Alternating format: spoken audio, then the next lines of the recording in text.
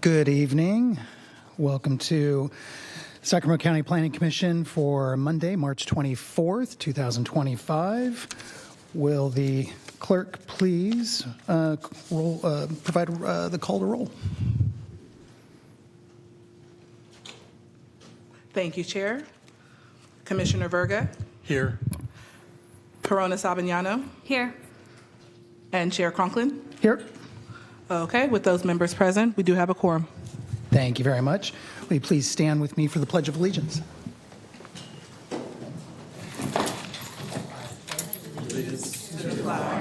The United States of America and to the republic for which it stands, one nation, under God, indivisible, with liberty and justice for all. Thank you very much. And will the clerk please provide announcements for this evening? Absolutely. The county fosters public engagement during the meeting and encourages public participation, civility, and the use of courteous language. The Commission does not condone the use of profanity, vulgar language, gestures, or other inappropriate behavior, including personal attacks or threats directed toward any meeting participant. Seating may be limited and available on a first-come, first-served basis.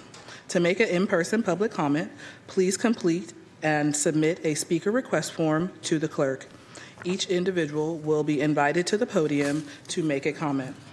Members of the public may send a written comment which is distributed to the commission members and filed in the record. Contact information is optional and should include the meeting date and off-agenda item number to be sent as follows. Email a comment to boardclerk@saccounty.gov. Mail a comment to 700 H Street, Suite 2450, Sacramento, California, 95814. And that concludes the comments. Thank you, clerk. And it looks like we have a new commissioner here. If you'd like to provide some introductory or we'll kind of introduce yourself to everyone, that'd be great. Hello, everybody. My name is Tim Verga. I've been a resident of Sacramento for 65 years, third generation Sacramentoan, and am glad to be here. And hopefully I can learn the tricks a little quicker than I can walk up and down the stairs. So thank you. Thank you very much and welcome. Enjoy having you. Clerk, will you read the first agenda item of our non-contested portion of the agenda tonight? Of course. Item number 1 is PLMP 2023-00182. This is a zoning ordinance amendment and administrative amendment. This is an environmental document with a notice of non-exemption. Sorry. And I believe we're foregoing staff presentations. Is that correct? It is up to the commission. This is a non-contested item. Staff are prepared should you wish to hear a presentation, but it is ultimately up to you. Wonderful. Thank you. And I want to recognize that Commissioner Devlin is now present. Welcome.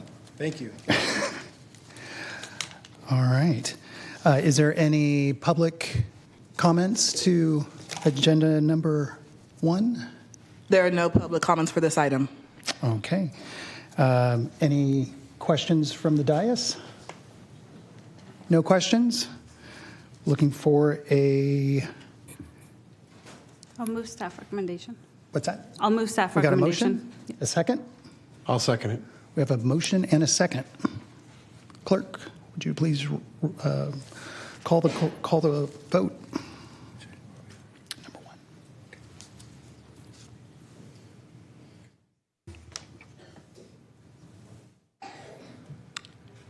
Members,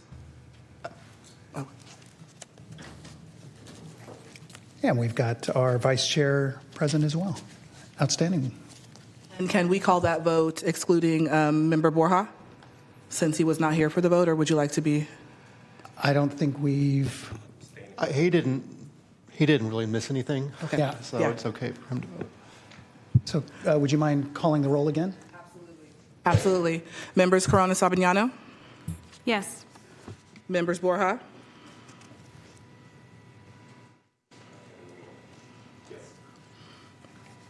Members Devlin, Yes.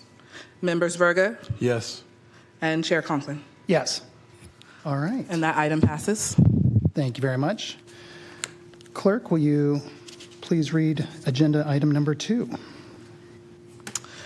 Item number 2 is PLMP 2024-00114. This is a tentative parcel map, special development permit, and a design review. And there is a note that this item will be continued. So if this item's being punted to a future date, is there any concerns or that we should be aware of as far as timelines, shot clocks, or anything of that sort? Good evening, Planning Commissioners. Kimber Gutierrez, Senior Planner with Planning. The reason why we have to continue is because we've had some last-minute discussions with our survey section to work out a couple of things. We were actually able to come to some resolution today, so we are asking that the Planning Commission continue the item to the April 14th meeting. Okay. And this project is not subject to any shot clock or anything like that. Okay. Yep. Thank you very much. I appreciate that. So we're looking for this agenda item to be moved to the April 14th date. Is there any comments from the public? No? Clerk? We have no public comments for this item. Okay.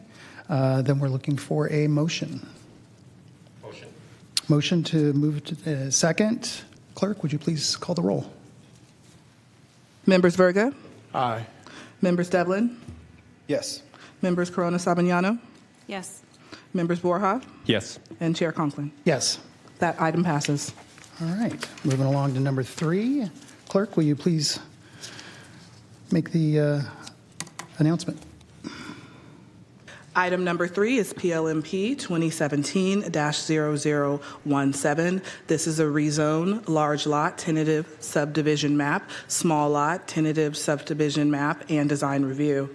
This is located at the northwest corner of Alberta Road and 16th Street in the Rio Linda, Alberta community, and the environmental document is exempt. Thank you very much. And we're foregoing staff presentation unless there's any specific questions that from the dais? No? Is there any public comment? Nope. Clerk? We have no public comment for this item. Thank you very much. Looking for a motion? I make a motion to move it. We have a motion. Second.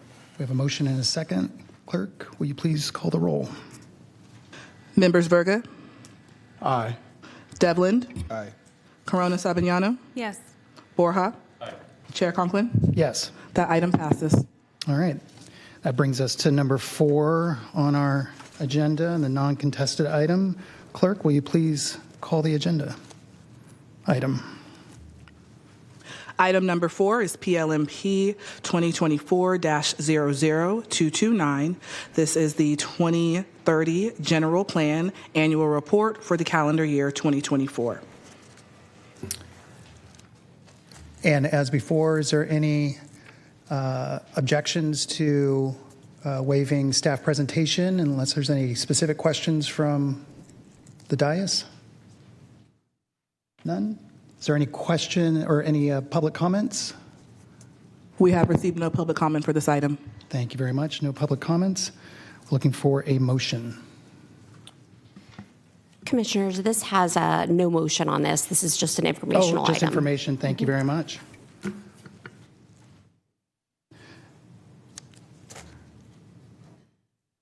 All right, so we are moving right along. Clerk, will you please call number 5 on the contested portion of the agenda? Item number 5 is PLMP 2024-00109. This is a use permit, special development permit, and design review. It's located at 5204 Marion Drive, approximately 249 feet east of the intersection of Fair Oaks Boulevard and Marion Drive in the Carmichael Old Foothill Farms community. And the environmental document is a mitigated negative declaration. Thank you very much. And I believe we have a staff presentation. Good evening, Chair Conklin and Planning Commissioners. My name is Christian Baltazar. I'm an Associate Planner with Planning Environmental Review and the planner for this product. The subject site is located at 5204 Marion Drive, which is approximately 249 feet east of the intersection of Fair Oaks Boulevard and Marion Drive. The site itself is depicted with the red crosshatch on the aerial imagery to the right, and the site is currently vacant. The subject site is zoned residential density 2 acres, or RD2, and surrounding uses are single-family residential zoned RD2 to the north and to the east, multi-tenant retail zoned light commercial, or LC, to the west, and an apartment complex zoned residential density 20, or RD20, to the south. The subject site has had one previous planning entitlement. On July 14th of 1997, the Planning Commission denied a use permit known as the William Pond Cellular Facility use permit. This project was proposing the construction of a 78-foot tall monopole and was proposed to be located on the southwestern portion of the lot. That denial was later appealed by the applicant in February 14th of 2001. The board ended up upheld the Planning Commission denial of the project, and it was determined that the site was not suitable for a cellular communication facility and that the site is located within a lot, semi-rural residential lot. Visual impacts for adjacent properties would not be able to be mitigated.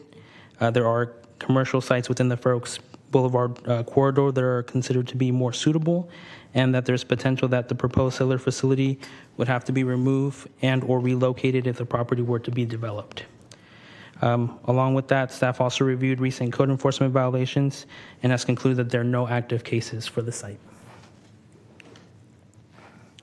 The entitlement package being requested includes a use permit to allow a wireless communication facility in the RD2 zoning district, a special development permit to allow the proposed project to deviate from maximum height standards, as well as separation from Group 1 zone properties, in this case residential zone properties, and a design review to determine substantial compliance with county design guidelines. On screen now is the proposed site plan for the project. The project is proposing a new 74-foot tall wireless communication facility. Along with the wireless communication facility, a 30-kilowatt backup diesel generator and accompanying equipment cabinet are also proposed for the site. That can be seen in this enlarged site plan here, detailing the layout of the lease area. The lease area itself is proposed to be 576 square feet and would be located near the southwest corner of the property. The lease area would also be secured by a 6-foot tall wooden fence, and access would be taken from the north portion of the property through a new gravel driveway that comes off of Marion Drive, and that's shown right down here. One of the requested deviations is separation from Group 1 zone properties, in this case the residential zone property. As you can see from the site plan, the proposal is meeting the separation requirement to the north, which is keeping a distance greater than the distance listed in the zoning code of 222 feet, and to the west, where the property is zoned light commercial, and it is compliant on that side because there is no separation requirements for commercial properties other than the 25-foot setback, which it is meeting. However, to the south and east, the 222-foot separation standard was not able to be met, giving lot size limitations. On screen now, we have the proposed project elevations. The applicant is proposing a monopine stealth design. And as previously mentioned, the proposed wireless communication facility would be 74 feet in height. The site would also allow for co-location. On screen now, we have photo simulations taken from different viewpoints to the site. The top images will show existing conditions without the wireless communication facility, and the bottom images will show what the area would look like with the proposed wireless communication facility. For this particular photo simulation, you're looking south towards the site, and this is providing us an unobstructed view from Marion Drive, which would be the project's frontage. The next few slides are going to show photo simulations taken from the nearby residential neighborhood, as well as views from nearby intersections. This particular simulation is looking southeast at the project site from near the intersection of Marion Drive and the Fair Oaks Boulevard. This photo simulation is looking north at the project site. This was taken from Arden Way along the frontage of the apartment complex that's located south of the proposed project site. And lastly, here we have a view looking east from the intersection of Walnut Avenue and Folsom or Fair Oaks Boulevard. There are additionally 5 more additional photo simulations that were included in your hearing packets as attachment 7. The applicant also provided 3 coverage maps, one of which is shown on screen now. This first coverage map shows existing service in the project area with no tower. Areas in green show reliable coverage both indoors and outdoors. Areas in yellow show reliable coverage in transit, meaning reliable coverage for those driving through the area. And areas in blue indicate reliable service only when outdoors and indicate less reliable indoor coverage. The applicant's goal would be to reduce the areas in blue as much as possible. Here we have the other 2 coverage maps that were provided. On the left side of your screen, you have a coverage map that shows the proposed coverage if a tower were placed on this site at the maximum allowed height by the zoning code of 55 feet. As you can see, the area immediately surrounding the project site would change to the green coverage zone. However, there would still be some amount of areas nearby at the blue or what would be considered less reliable indoor coverage zones. The third coverage map, shown on the right side of your screen, demonstrates proposed coverage at the requested height of 74 feet. As you can see, the areas in green coverage would increase and the areas in blue would substantially decrease. These maps were provided by the applicant as a justification for the request to ask for deviations from maximum height standards. An initial study, mitigated negative declaration, or MND, was prepared for this project and was released for public review on February 21st, 2025. The document discussed the topics that are listed on the slide and concluded that the project would result in less than significant impacts with the implementation of mitigation measures. The county did receive 1 comment letter from the Central Valley Regional Water Quality Control Board. The agency did not comment on the accuracy of the MND, but instead focused on potential need for permits. As the comments were not related to the environmental document's adequacy, the county noted but did not provide any comments or response to comments. The Carmichael Old Foothill Farms Community Planning Advisory Council, or CPAC, met on January 8th of this year and recommends the Planning Commission deny with the votes of 5 yes, 1 no the requested entitlements. During the CPAC meeting, there were a total of 7 members of the public that spoke in opposition to the proposed project.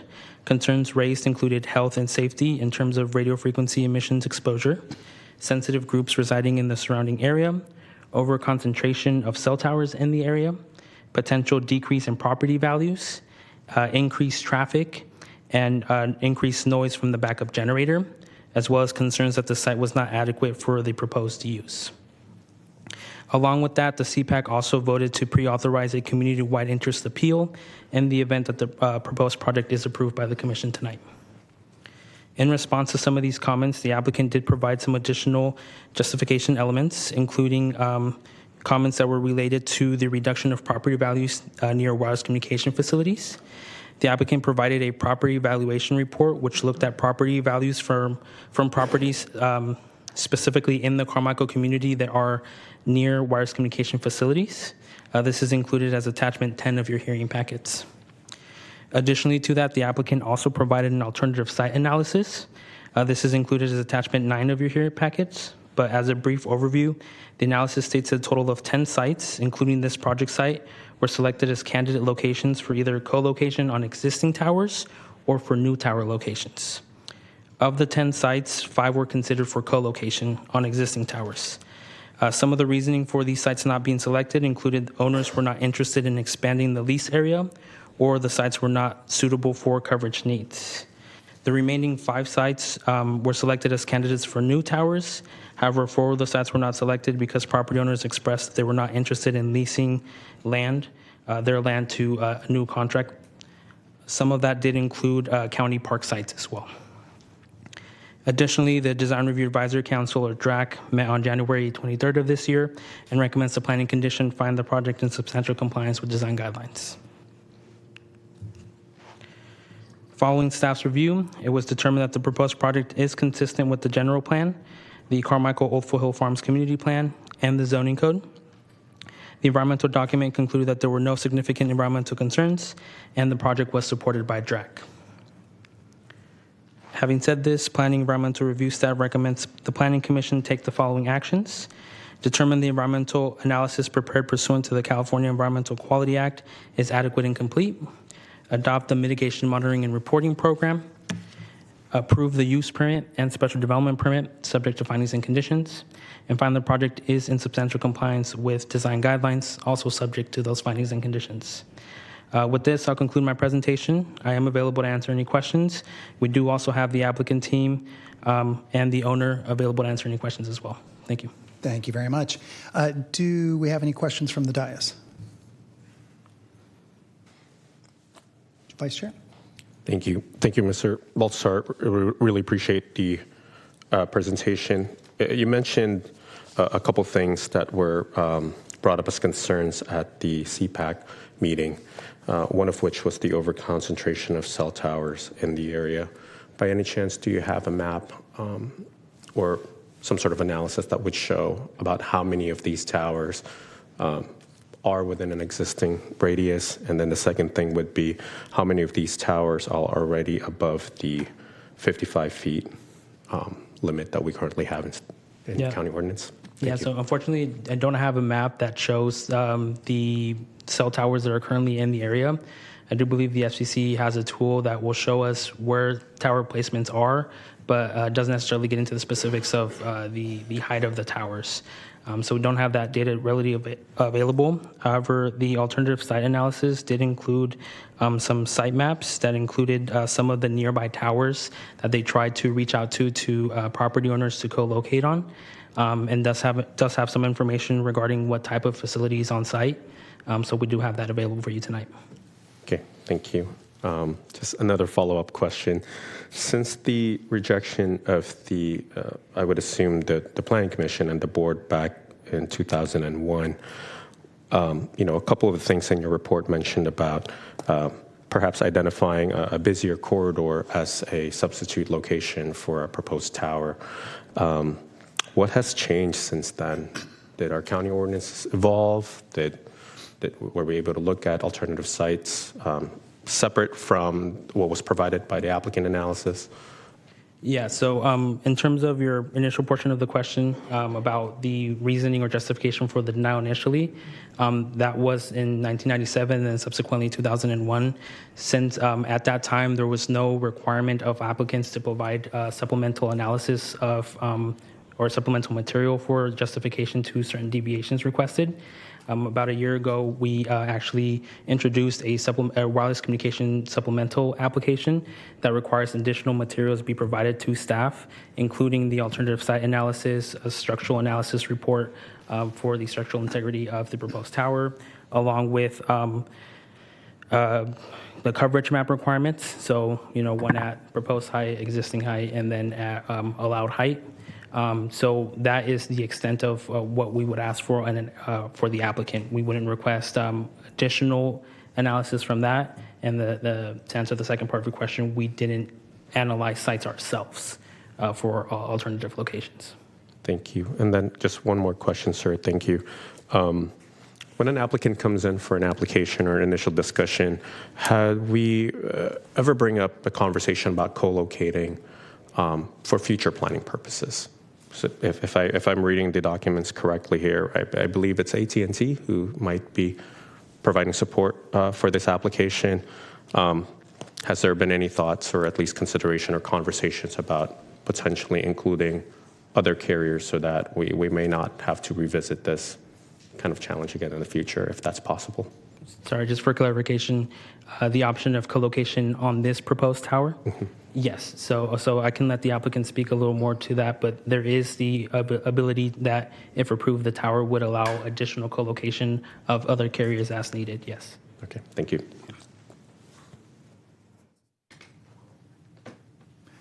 Any questions over here? I've got a few questions. I'm looking at the 2001 denial that was upheld, and part of the arguments were that there's a potential if and when the undeveloped residential property were to be developed, that the proposed cellular facility would have to, or would somehow impede the visual plane. And so I'm just trying to get a sense, since, as I understand it, looking at the map, that we still have undeveloped parcel there. Yeah, I'm not sure if we can bring up the site plan again, but while that's being worked on, in 1997 and then in 2001, there were different development standards that were in play in terms of setback requirements for single-family properties. Since then, they have been updated for a new version post 2015 of the zoning code, which does require lesser setbacks for like side yard requirements for single-family homes. I did review the site itself, and it would be there would be feasible to have a single-family home on site without having to relocate or remove the tower where it's currently proposed. Okay. And that would be along this area to the, essentially, the driveway cuts in through here, so the developable area would remain along that north portion of the parcel. And the house could sit to face off of Marion, or it could face off of the existing or the proposed private drive. Okay.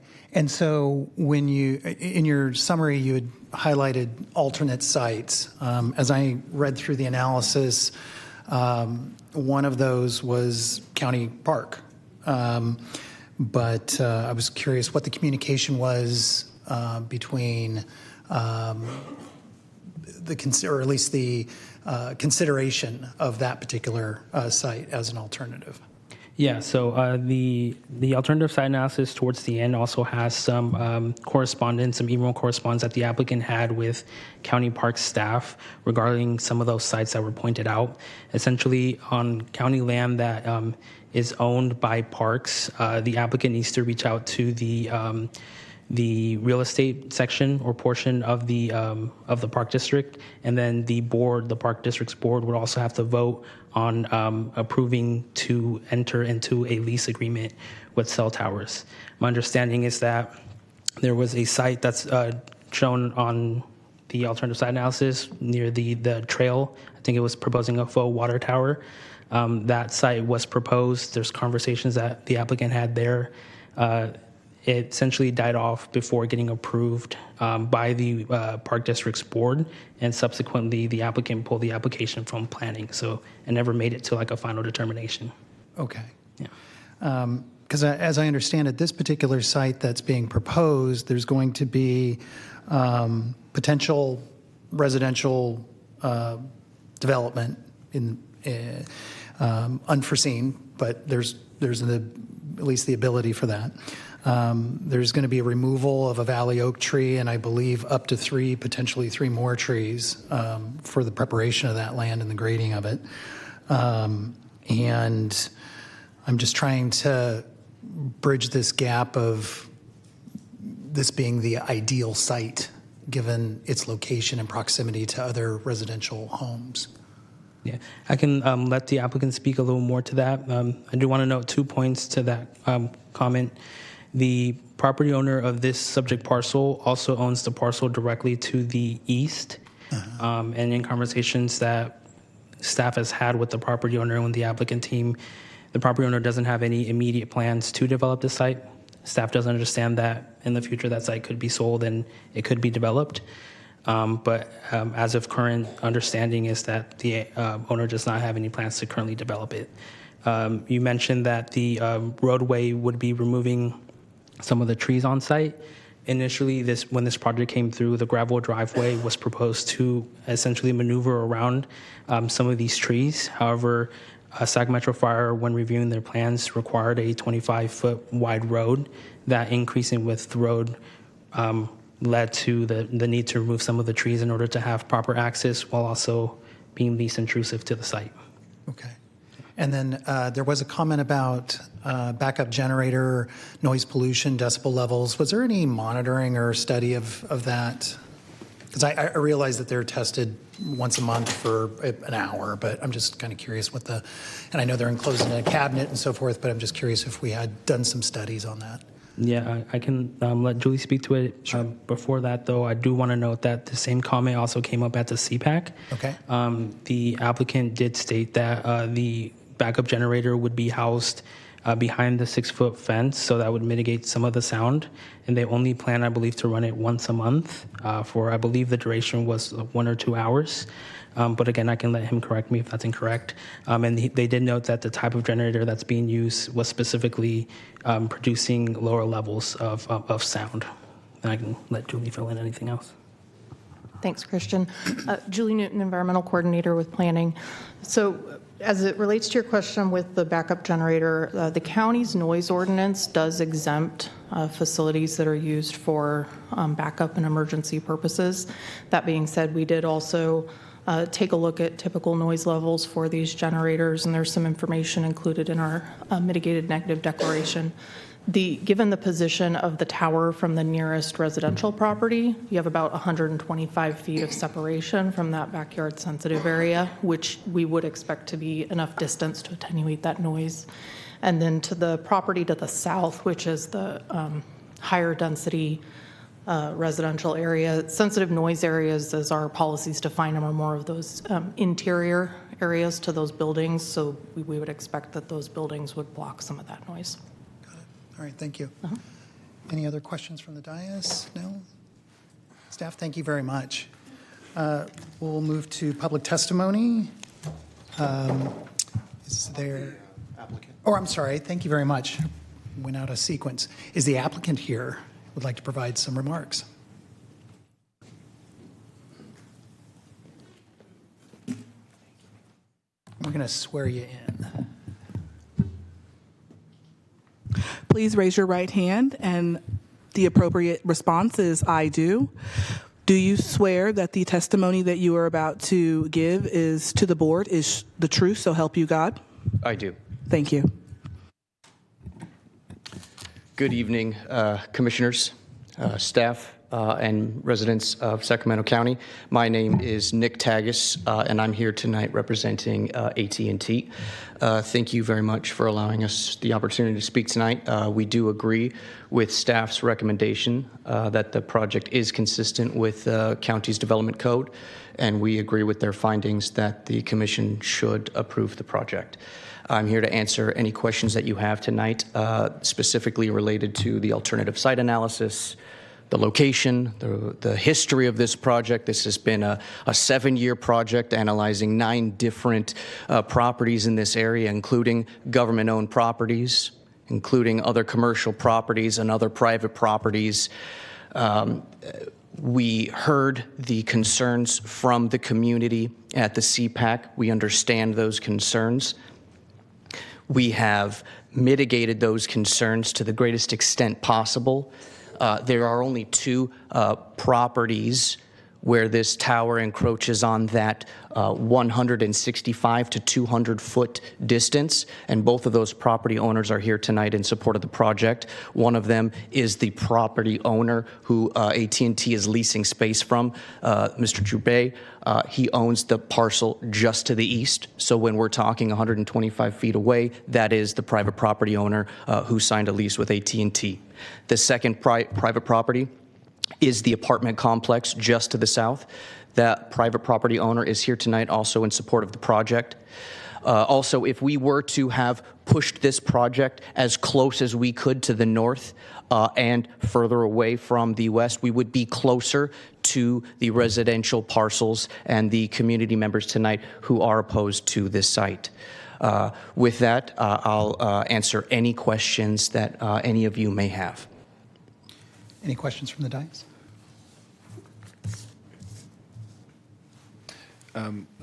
To follow up on my colleague's point, if you could maybe talk about the reasons why the alternative location being the government property, the park, did not work.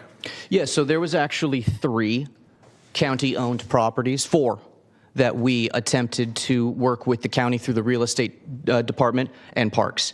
So let's go back all the way to 2017. AT&T proposed a cell tower adjacent to the old sewage treatment plant along Jedediah Trail, along the American River. It's adjacent also to the Sacramento County Sheriff's Training Facility. So AT&T designed a wooden water tank to be in sort of in line with the aesthetics of that area.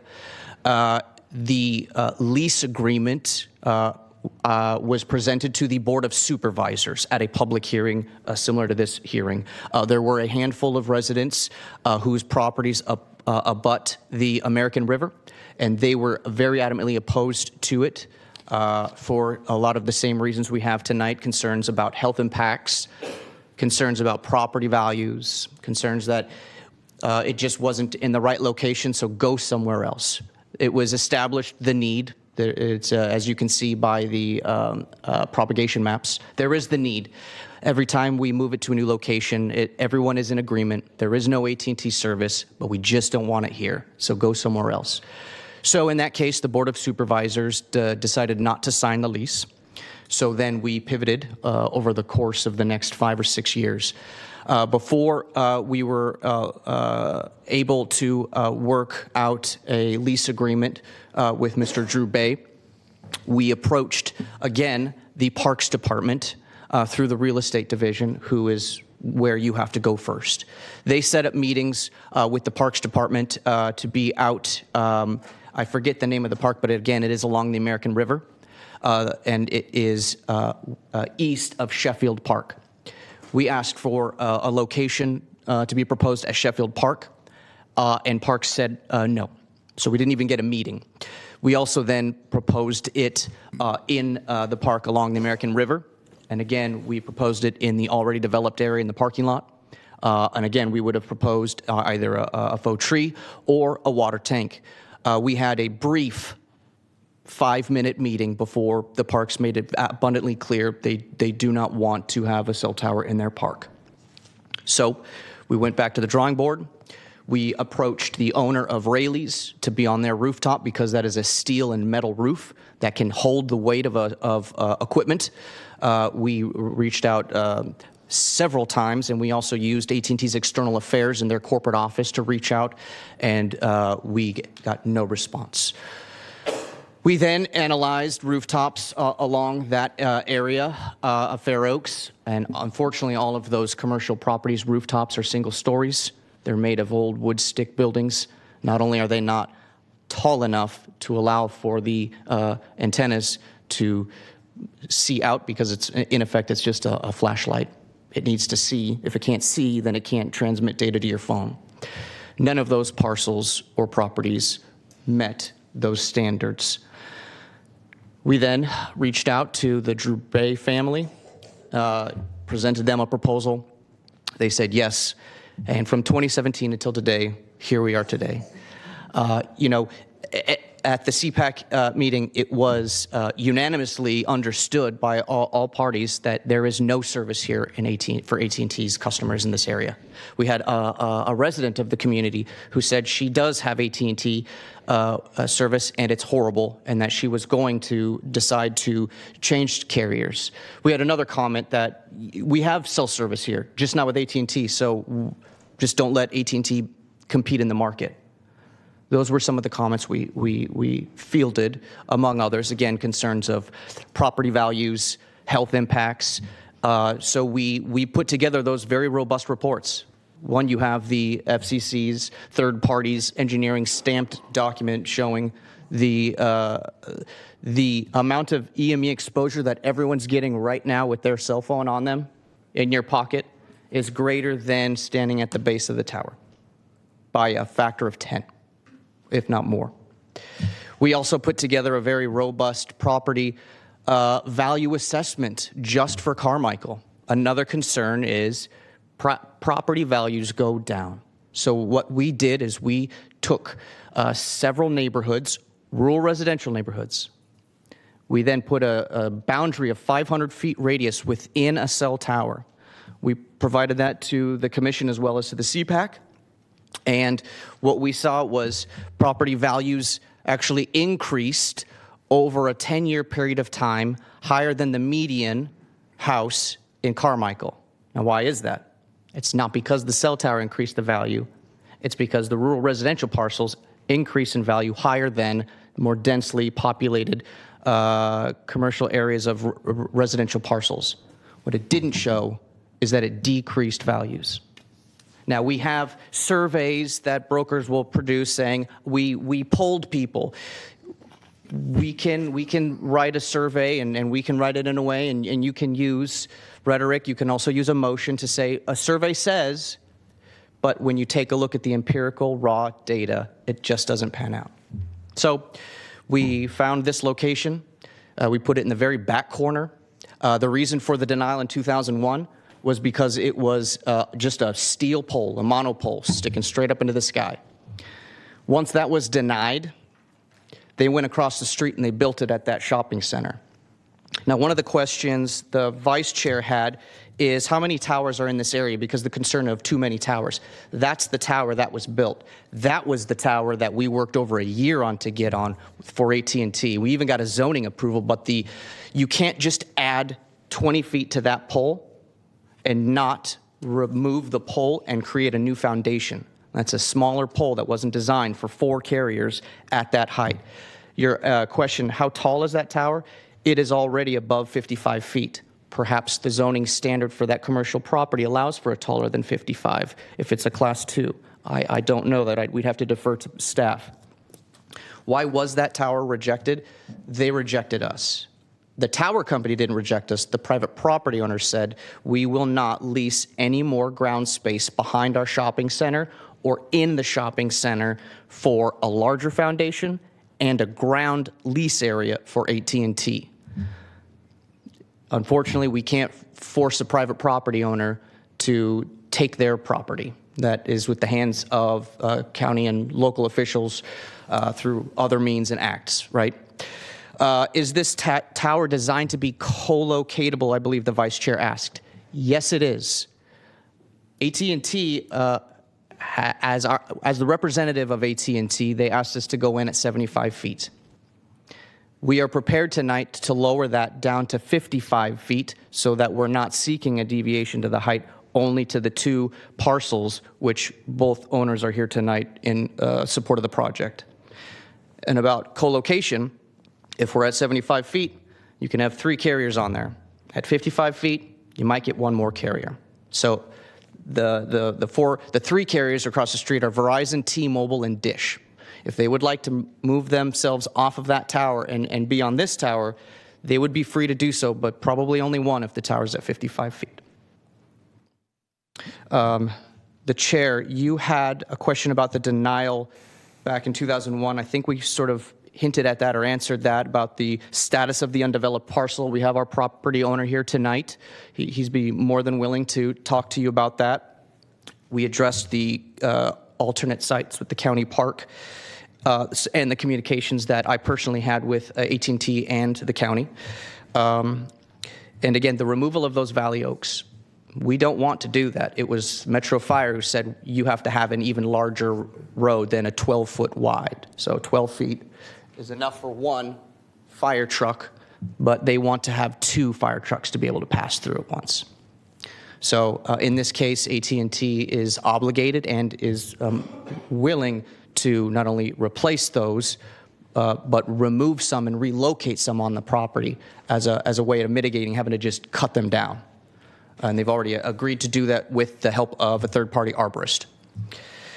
And then again, the generator noise, once a month for 1 hour between Monday and Friday for between the hours of 8 and 5, just to ensure that as a backup 911 service, if power goes out in that area, Carmichael, the residents, first responders, students going to school, they will not lose connectivity or service.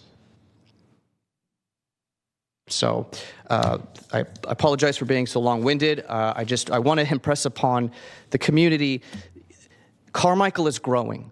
More families, more houses, more businesses, and that means the need for connectivity and cell phones. I'm not sure how many people in this room would raise their hand right now if they have a landline, and also raise your hand if you have your cell phone on you tonight. It is a need. And every time we come in front of this commission, we want the need, we see the need, just not here. And we believe we found the least intrusive, most viable location. So thank you for that. Thank you very much. Any questions, additional questions from the dais for the applicant? Thank you for notating our questions and kind of answering them piece by piece. I just want to go back to your statement. If needed, you and your applicants, or the applicant team's prepared to lower it down to 55 feet if that is amenable to the dais. That's correct, Vice Chair. Understood. And then, and again, just to make sure I was taking correct notes, but if we were to maintain it at 74 feet, which is what's being requested, then you believe that the technology would allow for at least 2 or 3 other carriers on top of AT&T for the future to co-locate. On top or below, correct. Understood. Thank you. Yes.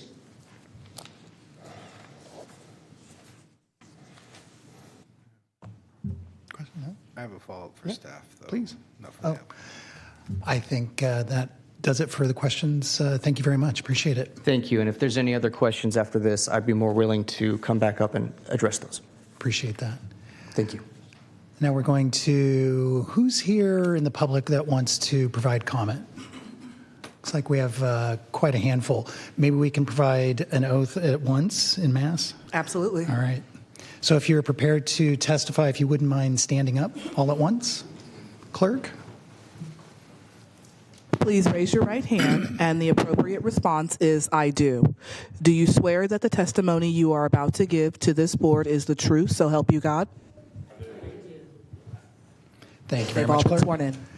All right. I do not have a stack. Oh, yeah, there we go. Thank you. All right, I'm going to do my best to pronounce your name, so please forgive me if I mispronounce them. And then we'll do them 2 at a time, one testifying and then the one up on deck. That'll be right behind them, okay? Jerry Campo, you're up. And Mary Campo on deck. Or side by side. My name is Jerry Campos, and I yield my time to the lovely lady from Marion. All right. And just before you start, and I apologize for interrupting you, we're going to do 2 minutes. All right. Will I get 4? Thank you.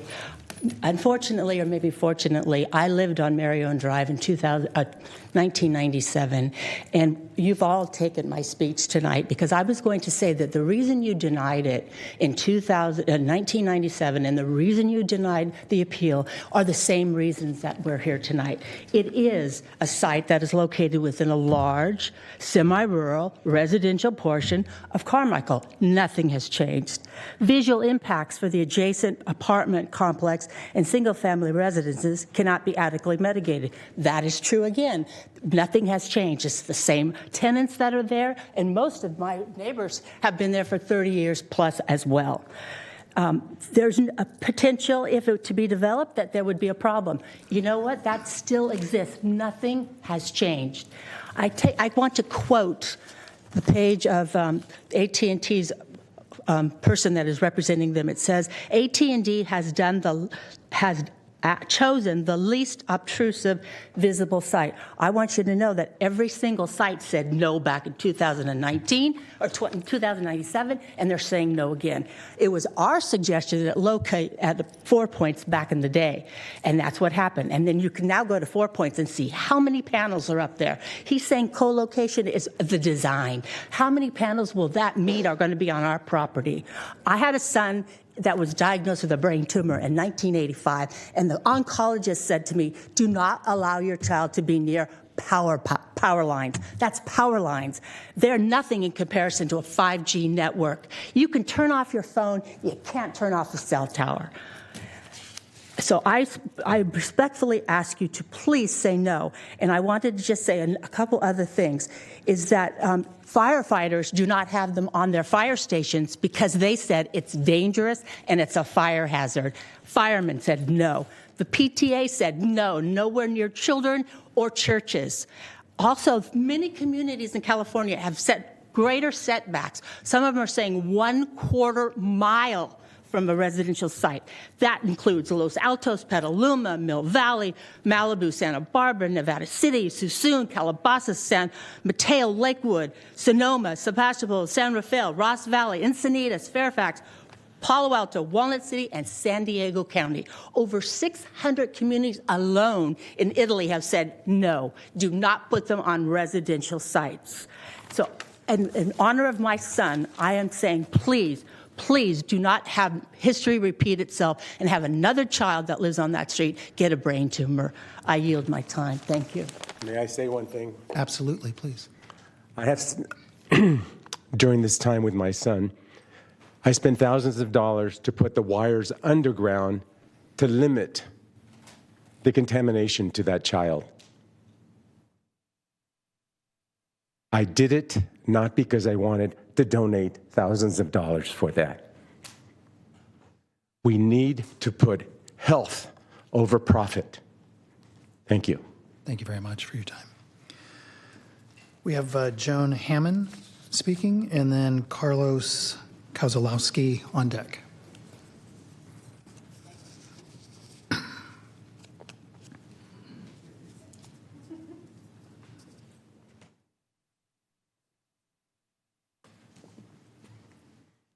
Hello. I would like to cede my time to my neighbor, Carlos. Okay. Kozlowski.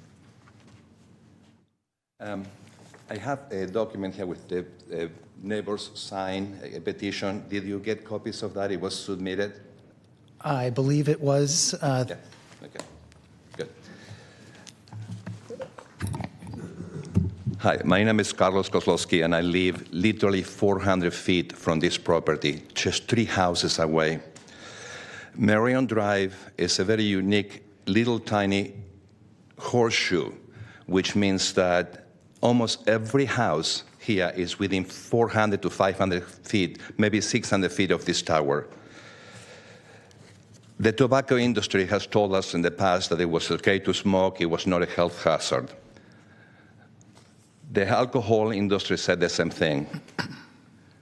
Now the airwaves are being inundated with radiation, and we live literally, my bedroom faces this tower.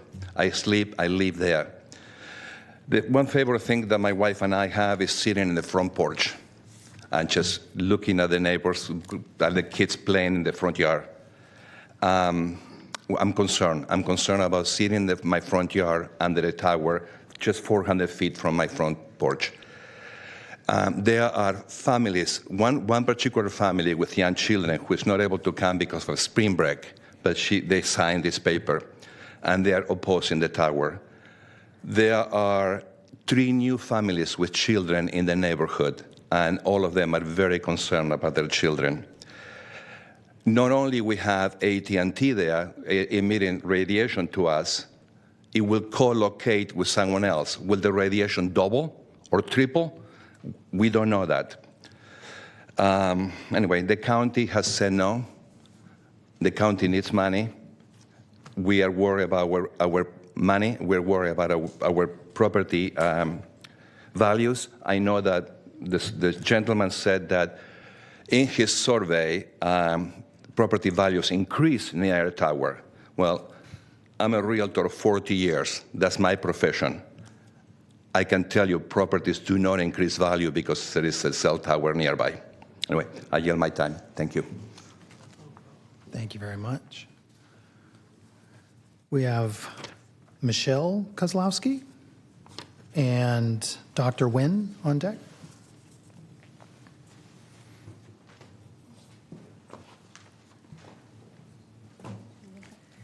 Hello, my name is Michelle Kozlowski. Thank you for this opportunity to hear us tonight. My family and I live on Marion Drive. We have since 1996. And in 1997, the homeowners of Marion Drive stood here and fought tooth and nail to keep another commercial conglomerate like the one before us from encroaching on our residential neighborhood. We were fortunate then to have local government on our side, and Sprint was denied access. And I believe it was Roger Nilo that turned to them and said, never bother these people again. Well, here we are, yet another commercial cell company who sold something they can't provide. They're trying to pay their way into our neighborhood. Almost 30 years later, I still feel the same about our home. It's a safety net from the crazy, insane world we live in. a place for our kids and our grandchildren to gather and to play. It doesn't matter if our street's beautiful. It is, though. It doesn't matter if our home's worth $50,000 or $2 million, because everybody deserves to feel safe in their home. We stand here and we can have a battle of data and surveys and who's got what, but for the sake of argument, let's land on potential health risks. Would any one of us knowingly put ourselves or our loved ones in potential danger? Mr. Tygus said something at the CPAC meeting that should make everyone in this room pause. He said, "You're fine 50 feet under the cell tower. It's when you go higher that you can start to get headaches and feel nauseous." I wasn't sure if I heard correctly, so I waited till we got outside and asked everyone else, and they said, "Yep." I know you're held to FCC regulations. I also know you could find criteria to battle this proposal. Unfortunately, cell towers aren't going anywhere. We know that. But please help us keep them away from our children and our grandchildren where they play and lay their heads at night. Thank you for your time. Thank you.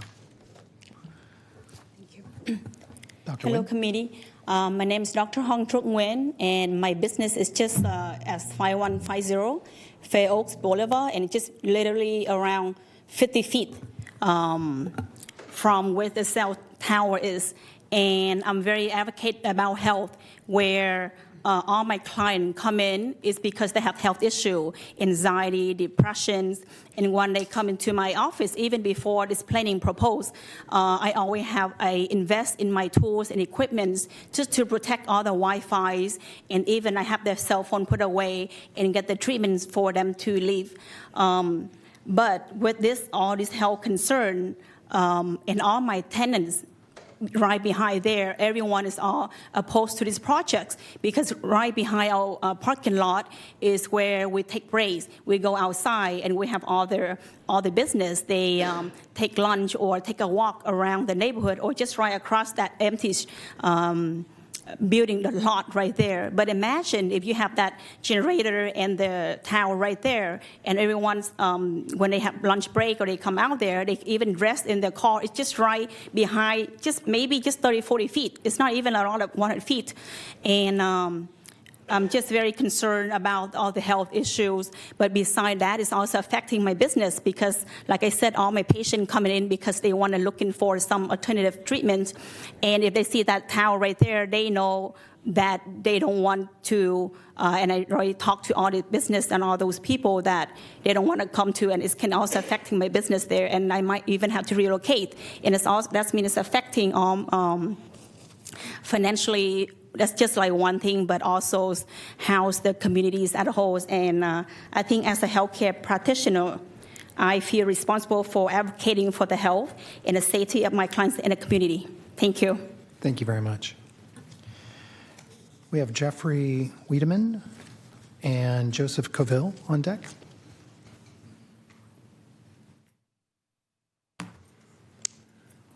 Good evening, gentlemen. I've lived here since 1988. This is the first time I've been in this building. It's beautiful. And ma'am. I am a retired Air Force general officer, spent 31 years in the Air Force, so I know government. I'm a retired orthopedic hand surgeon, having done that for 50 years, so I know medicine. And I'm just a person. So I know public perception, and I've been through the COVID exercise, and I understand what transparency is and is not. I live at 5252 Marion Drive with my wife. My 2 kids have moved on, got 2 dogs. We moved there in '88. And I was in private practice after leaving Travis Air Force Base, and I was required to be on call for emergencies in the hospital. Back in those days, we had beepers.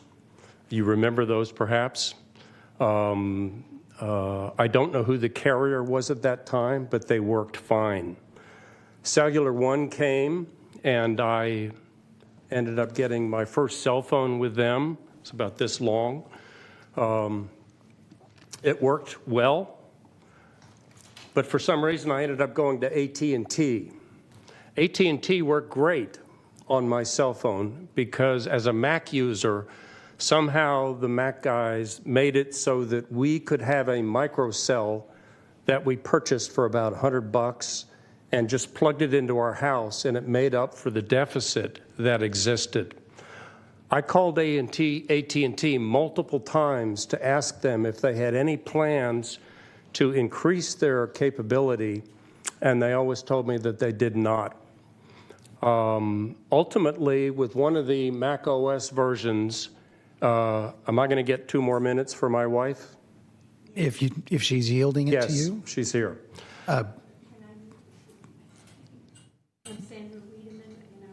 Thank you. Yep, absolutely. Thanks.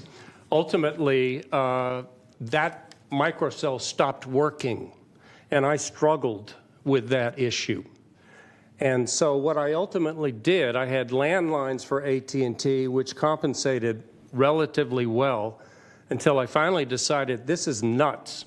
And in 2023, I left AT&T and I went to T-Mobile, with whom I've been extremely happy. So we are on the verge of selling our house within the next 5 years, so we may be the first ones off the street. And my concern is property values. It's not necessarily the science, since the public has lost so much belief in science as the government has pushed it with respect to the COVID, but that translates over to all of science. As a physician, I've really become aware of how much people don't trust science and don't really know what it is anymore. So I think what this whole episode boils down to is, who is your constituency? Is it AT&T, or is it the constituents who live here? Life is not a drug deficiency disease, and not having AT&T as your cell carrier is not the end of life. There are plenty of other options, and the only reason AT&T wants you to approve this cell tower is so people won't leave them like I did, or so they will sign up with them initially like I did. And it only seems to me that with enough carriers, the 3 that are there, what more do you need to do? Thank you, sir. Thank you. Chairpersons and staff and others, my name is Joseph Coville, and I have been attending Dr. Nijen's therapy. She's got me back walking, and as you can see, I'm standing here at 92, and I think she's extended my life. I appreciate her a lot. I have gone to different places when they have reduced price property to buy. There's a cell tower I won't buy because I believe in science and I know what that'll do. I don't wish that. So I know that should a cell tower be put in that area, I would have to lose my doctor. That would be detriment to my health. I know it would cost me logistically to get there, but also for her service. But I wouldn't be able to attend her clinic. I thank you for hearing me. I appreciate, and I do hope that you'll vote no. Thank you. Thank you. We have Courtney Williams and Paul Drobery on deck.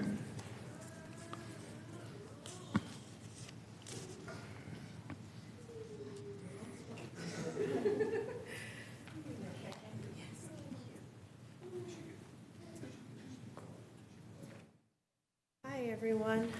Hello, hello, hello. Sorry, I didn't prepare a speech because, again, I'm like literally days away from giving labor. So hopefully I was praying that I didn't go into labor in here. So my name is Courtney Williams. I reside at 5269 Marion Drive. I bought in the neighborhood about 5 years ago so that my children could attend Sacramento Country Day. We absolutely love the neighborhood, even where the cell towers are proposed. My family and I, we take walks around the block. We enjoy the llamas and just the neighborhood in general.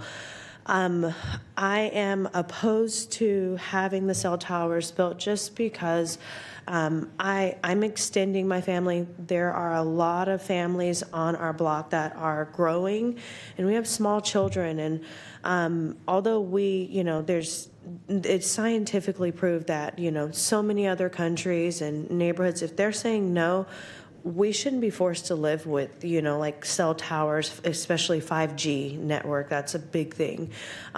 It's also in the, I've been looking up journals and things like that since, noticing the proposal over the past, few months of walking there more and more. And it's just, there's too many known increased health risks that are, that really target like children and elderly, and it just wouldn't be safe for our neighborhood. So that's kind of all I have. All right. Thank you very much. Yes, and I'm glad I didn't go into labor. So. Paul? I'm Paul Drubay. I'm the property owner. So I live next door at 5208 Marion Drive. And it's a little odd to hear that this is a vacant lot because it's always just been my grandparents' house and now my house. So I have the biggest yard on the street. It's been that way since they bought it in 1950, and I bought it in 2012. I live there with my wife and 2 kids, and it's not for sale. I'm not selling. This is the one thing that I know of that would be some sort of other use besides pasture on my property that would still allow me to graze alpacas, not llamas. And I also just want to say that, I think because people don't move very often on this street, I know my neighbors. I care deeply about them. They're the kind of people that, pick up trash on their daily walks.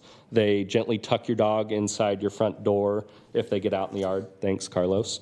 And the only person that remembered my wedding anniversary, including me, was my neighbor across the street, sent me a card. I share this because it gives context to the concerns that I had when I first met with AT&T and discussed this proposal. It's important to me to address the issues that were raised in 1997 when my grandpa, or I guess both of my grandparents were alive then, said yes to this proposal. I think we can agree that AT&T has tried very hard to address some of the concerns that were raised. Their proposal disguises the tower as a tree instead of a bare pole previously proposed. They've been creative in figuring out a way to place the tower as far away from the residential neighborhood and as close to the commercial properties as possible, as per my request. In the last meeting, they offered to submit a landscape plan to add some greenery upon request, and I feel they made every effort to make this proposal work. I don't know that this is the ideal location, but I don't think that we'd be standing here if the perfect location existed, and this might be as good as it gets. If that's the case, then I support the project. Thank you very much. I see Hessler and Audrey Bollinger on deck.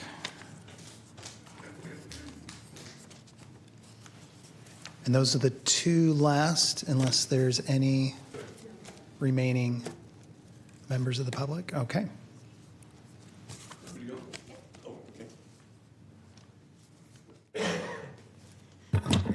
Thank you very much. I've been very interested in what everyone has to say today, and I appreciate the fact that we live in a democracy and we can have different opinions and discuss them. My name is Bruce Hester. I've lived in Sacramento for 50 years. a retired commercial real estate broker, actually, who specialized in apartments for 35 years. So I've seen a lot of apartments being sold, and I've seen a lot of real estate and value going up in this county and for the last 40 years. And I have never seen anything that had to do with a tower that affected the property value of real estate in Sacramento. It's gone up because of the fact the population has grown, it's grown. But I do know that I live in a neighborhood not too far away called Will Hagen Estates, and I have no cell phone service. I have to walk outside most of the time because of not having a cell tower with Verizon. And everybody in our neighborhood is the same way, and they all say, we need a cell phone tower. Okay, so Verizon has cell phone here because of the fact they have a tower across the street. But I also have an apartment complex that has about 100 people that live there, and they complain about the fact that they don't have cell phone reception. And there's 100 people that live, over 100 people that live in that apartment complex, and they don't have the financial ability to say, I'll change to another plan because it's not AT&T. So you're dealing with some people, a good group of people here today, but I'm also dealing with a group of people too who are affected by the fact that they don't have any good reception. And as far as it being, I've never heard anything that said it's detrimental to the welfare of anyone. I've never heard that. I know that talking about the fact that a cell phone is 10 times more has more cell phone problems than it does if you have a tower. And all of us have microwaves, and microwaves don't have a problem either. All right, well, thank you very much. Thank you. Hi, I'm Audrey Bollinger, and I appreciate being able to speak here today, and I appreciate your questions that you had for them. I was the one who said I have AT&T, and my cell phone service does not work very well, but what I ended up doing after our last meeting was putting a booster on my house, and I'm fine now, so I get to keep AT&T. I'm, I think, the newest resident on the street because the other the family that lived there for like 40 years, one of them passed away. And I don't think I would have bought that house if it had a cell tower there. I can assure you that, because I'm very health and conscientious. And these people, I mean, they said 30 years ago it wasn't suitable. All of these same people are still living there. And I don't see how it could be suitable at this point. I'm strongly opposed to it. Another thing is I know a lot of these things are going by FCC guidelines, and a lot of my relatives live in Europe, and I don't know why the FCC ignores so many of the studies and whatnot that have been put out, but apparently here, they say our radio frequency is safe at 100 times greater than in a lot of the European countries and even Russia and China. So I think in the future, probably more will be revealed about this is not exactly safe. And I think the residential property, it should be residential. I think there's better use for his property. I know I offered to buy his lot before, but he wouldn't sell it to me. So anyway, thank you. Thank you very much. All right. Are there any other members of the public that would like to testify? No? All right, we're going to invite the applicant back to respond, provide any rebuttal, if you so choose. Thank you again, Nick Tagus, on behalf of AT&T. I think we've heard loud and clear from the community their biggest concerns are health concerns. You know, despite 30, 40 years now of peer-reviewed data, despite the fact that federal rules obligate local communities as long as it's passing federal standards, which, by the way, correction of the record, the FCC, Asia, Europe, all use the same standards across the board, just so we're clear on that. But again, I want to stay away from that again. This is about consistency with the code. Does this parcel allow for cell towers? Yes. Consistency with the code. Setbacks? Yes, with the exception of 2 parcels, the actual property owner and then the apartment complex behind it. Is it mitigating aesthetics. Yes, it's a tree. It's not a steel pole. AT&T has offered to even lower it to be even more hidden. Is it closer to commercial properties than residential? Yes. Have we tried every other location, including county properties, to show a robust effort at an alternative analysis? Yes. Again, this is about the growth of Carmichael and not being left behind because we are concerned about something that peer-reviewed science, not web journals, not online blogs, peer-reviewed science, years of going back and reanalyzing. Again, I'll defer to county council, but what we're talking about right now in terms of denying this project is not really at the purview of the commission, but that's not, I'm not trying to bully anyone. I'm showing that AT&T over the last 7-8 years has tried to find a location. This is the last best location, and AT&T has done everything they can to mitigate location and aesthetics. And if any of you have any final questions for me, I'd be more than happy to answer those based on some of the input you received tonight from the community. Thank you very much. All right. We'll open up for deliberation. Who would like to start us off? If I could ask perhaps a question of staff. Two questions. And Mr. Smith, maybe this is for you. Maybe this is really a parks question. Maybe this is for you, Bill. But the applicant alluded to conversations with park staff and were told no. I guess my question is where does Parks Authority lie in their ability to kind of prevent that land use conversation from coming forward? Does that lie at the park staff level, or is that a planning commission, planning director decision? I will start, and maybe Bill, you can add on. So the sites, at least relative to county regional parks that are in the alternative sites analysis, were also within the American River Parkway, which is subject to governance under the American River Parkway Plan, which is not just a county adopted plan, but a state adopted plan. It took state legislative action. So presumably county park staff, in looking at those sites in the context of a proposed cell tower, were doing so under the auspices of that American River Parkway Plan and any local area plan within the parkway specified in that plan. So staff's obligation is to implement that plan. Otherwise, what are we here for? Bill, do you have anything to add? Maybe just that, I mean, if the Parks Department were to want to go ahead with the proposal, it would come through Planning Commission and potentially the board. And the board would have to approve a lease for the facility. But as far as staff telling the applicant, no, we're not interested, staff can do that. It's not until it gets approved that the board has to take that action. Okay, so maybe on that, if we could kind of make a note, I'd maybe like a little additional clarity as to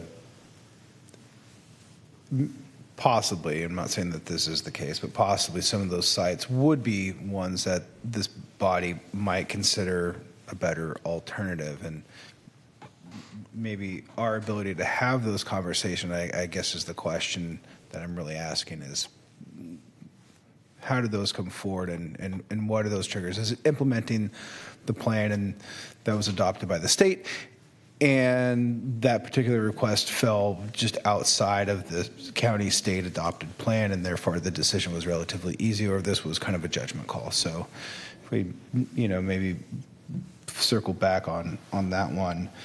And then I think a question and an observation is, this body seems to be regularly put into this position, in part due to a lack of ability to co-locate. And in this case, the applicant stated that an existing cell tower location did not want to expand that footprint to allow for the necessary pole and its foundation within their site. And so I guess my question is, do we have or can we require a mechanism that maybe moving forward that would require the entitlement or the approval sought to have at least a plan for that larger foundation so that they can't say, no, I'm not going to come back and approve it because I don't want to expand my location? Can we require them to plan for the larger footprint that would permit the higher tower, that would facilitate co-location? Because I'm assuming we don't have any recourse of going back to that landholder and saying, no, you have to allow your, No. Commissioner, if I may. Please. So since 2001, county standards have been updated throughout the years, and so too have cell tower technology. What you're asking for, though, is to have a condition on the private property owner and not the tower company. In this case, the private property owner is limited with space, both with their existing tenants in the interior of those buildings, as well as in that back parking lot, which is an emergency egress and ingress. And they were just not willing to give up any further ground space to the tower company. And the tower company has no real estate rights to take that land without permission from the private property owner. But to address your point, today, if you see a tower application in front of you, by the code, it is encouraged both by the code, but also due to market pressures, financial. They want to make these towers co-locatable. So ahead of time, as we're talking today, these towers, the foundations are quite substantial so that they can be co-locatable. But we're talking about a tower, 1997, 2001, different technologies 30 years ago. Yeah, appreciate that. I guess, really what I'm saying is we should be planning for the ability to co-locate, whether they intend to at the present moment. Right. And in that case, they went as far as they could. They have 3 carriers on that tower. And in order to extend the height of that tower to allow for that 4th carrier, you have to remove that tower, replace it with a larger tower, because that tower was originally only designed for Sprint. Then they put a couple of modifications to it to allow the next carrier, and then that 3rd carrier. And now that foundation is not large enough to sustain a 4th carrier and an additional height on that tower. It's an unfortunate reality that we're in. The private property owner just was not in a position to give up extra ground space to the tower owner of that company. Understood. I guess for me, moving forward, sites like that without the ability to have maximum co-location perhaps maybe aren't good sites. So, Commissioner Devlin. And again, this site is designed for that. The foundation, as well as the tower, is designed for up to 3 carriers at the proposed height of 75 feet. With the 55 feet, it's a 2-carrier site. Okay, thank you. Yes. Commissioner Devlin, if I may add a bit more from staff's perspective, this is something that not just your commission has been dealing with, but also the board, as some of these proceed onto the board depending on the circumstances. We have received, in addition to your feedback as a commission, we have received similar feedback from the board to, on a going forward basis, look at amending our zoning code to, from a policy perspective, to more strongly encourage the co-location that you're speaking of. Staff recently did a pretty comprehensive evaluation of a lot of jurisdictions in California, what they require, encourage. So we're beginning that process right now. Thank you. And I guess to that point, to the extent that we could look at the requirements of co-location and, I dare say kind of like a by right application, maybe, subsequent to the approval of this body and obviously the Board of Supervisors. But that private landholder, that private carrier having that ability to say no seems to be part of the challenge of addressing cell coverage across the county.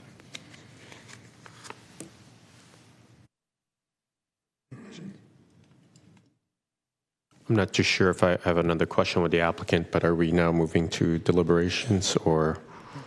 Okay, well, thank you. Sorry, I don't want to make you stand there, but Yes, we thank you really everyone for your appreciate time. your. Well, the chair's discretion if you want to allow the applicant to come back or stay up there and answer If you want to questions. stay, and if there's other, during your deliberations, there's some questions that pop up. And I don't want you to go back and forth, so out of convenience, please feel free to stay there. Yeah, if you're I'm getting okay my there. steps in, so it's All good. right, yeah. Let Thank it you. stand. I appreciate it. Quite a number of cities in the Bay Area have looked into small cell towers as an alternative to larger monopole towers. Putting them on top of existing poles, street lights, traffic lights, things like that. Is that something that your organization or perhaps folks in your industry have looked at as an alternative way of perhaps entering the services business without having to create an alternative larger tower, so to speak? Yes, and one of the downsides to that is in this specific area, the Carmichael region that has this poor coverage has a great deal of topography and trees that get in the way, and it is not physically feasible to line the entire street of Carmichael with small cells throughout that area. There's not enough poles to make that coverage what it is for both indoor, outdoor, and in transit. Okay, thank you. Yes. I think that you have one quick question to the staff or the council. If we were to, again, I'm not saying that we're voting to deny, but if we were to deny the project, in what grounds are we able to do this? It's the FCC essentially prohibits the local counties and organizations like ours to deny the project unless we meet a certain finding. And I'm looking at you, Right. Council Burke. What would that be? To answer your earlier question, this is one of the things that has changed in the last 28 years, and that is, FCC orders and regulations have narrowed the scope of, options for local agencies to deny these kinds of projects. So the primary finding, if you were going to deny this application, and the language, I got it right here, the language from the FCC is a bit clunky, but you've heard it before. 4 of you have heard it before. You'd have to show that the applicant has not meaningfully demonstrated that the manner in which it proposes to fill the gap in service coverage is the least intrusive on the values the denial seeks to serve. So, in other words, if you don't think that the alternative site analysis that they provided, and hopefully you've all seen that attachment, that's a meaningful effort to show what alternative sites are out there, or if you've heard evidence tonight that there may be a less intrusive site available in terms of, mainly we're talking about visual impacts, potentially noise impacts, the EMF and the radio frequency radiation, that is pretty much all subject to the federal standard. I'm assuming that this project meets the standards, otherwise planning wouldn't have brought it here tonight. But that's the finding you'd have to make. Understood. And just for historical purposes, Council Burke, that is based on a 2019 or 2020 FCC ruling. I think it's been there for. I have to dig through my stack of papers here, but in the last 5 years. I believe so. Okay, yeah. So that's happened in layman's terms or layperson's term in both administrations now, the prior and the current, or the first Trump administration. I think as I was doing my quick search about this, I think this happened during the 2019 FCC administration under Trump 1, and then I don't think it was challenged during the Biden administration. So I guess I'm trying to make a point that the FCC regulations have been there for quite a number of years, and that we unfortunately have been beholden to following that. Yes. Understood. Thank you. Okay. I have a quick question. Yep. being the newest member on this, I haven't faced that part of the FCC's regulations you're talking about. And in reviewing the documents, would our planning office have put something through to us like this? And again, I'm new, so I'm asking, that didn't meet the requirements? I assume it does. I mean, you guys, for the record, can. Staff would not bring something forward that did not meet the applicable regulations, whether it's federal, state, or local. So at this point, we're at a situation where the applicant has met all the requirements. We've had the public discussions about it. They've presented their issues. And based on what I just heard you talk about, their issues don't seem to fit the regulations in terms of for us to deny. Well, you still have some discretion to evaluate the evidence. Okay. That's what you're here for. So in terms of whether or not, and I don't know if you saw the attached to the staff report, there's, I don't know, there's a summary basically of their, and the applicant spoke about it, their attempts to find other alternative places, sites, and you've got to consider the evidence or consider what the applicant presented to you in terms of that analysis and determine if you think that was a meaningful attempt to show that this is the quote unquote least intrusive alternative. In terms of visual aesthetic impacts is probably the main issue we're looking at here.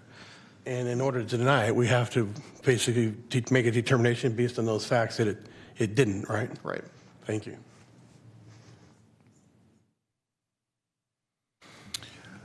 Well, I know from my perspective, I am troubled by the lack of correspondence or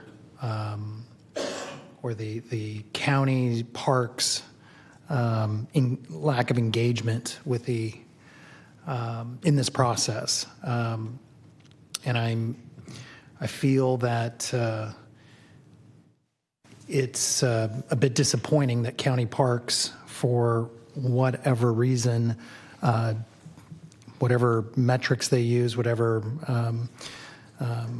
decision points were made, were not done in a more collaborative or thoughtful approach. Maybe they were. It's not reflected in the analysis, and it's difficult for me to make a determination as to how viable these other alternative sites could have been that are now being imposed in the community that the county itself, for whatever reason, refused to consider.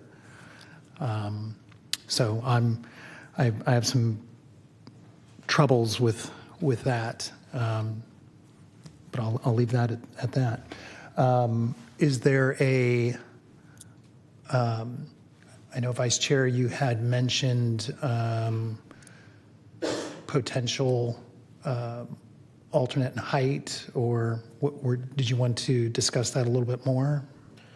Yeah, thank you, Chair. I was just wondering, as a straw poll to the rest of the commission, whether or not, an alternative, a lower height at 55 feet, which essentially removes the deviation from 74 feet, would be amenable to the dais for tonight's hearing. As you have heard, Council Burke had mentioned to us, it's really the aesthetics that we're talking about, because we cannot prohibit or deny based on the regulations. And so assuming that would be the case, actually I'm not prepared to compare or have a picture of what a 20-foot reduction would be visually speaking. But in my perspective, I do recognize the value of having the connections.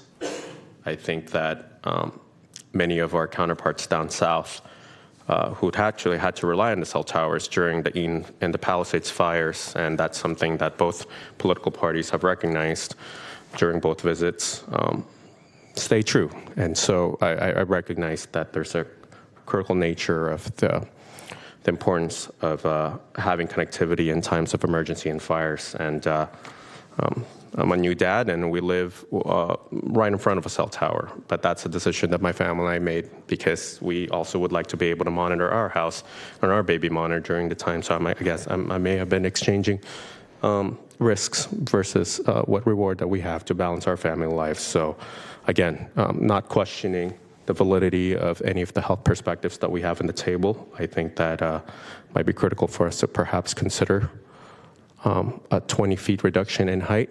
Now, I would caution, though, because we may, or this future body may come back with another issue as more carriers and as Carmichael kind of grows. And so I'm struggling with the decision tonight to just approve the 74, knowing that we're kind of making a blind leap of faith that the market would eventually, hopefully, correct itself, that they might not find the challenges of finding a new location to be materially prohibitive for them to hopefully force their hand and make a business use decision to, negotiate a greater lease or make it a bit more enticing.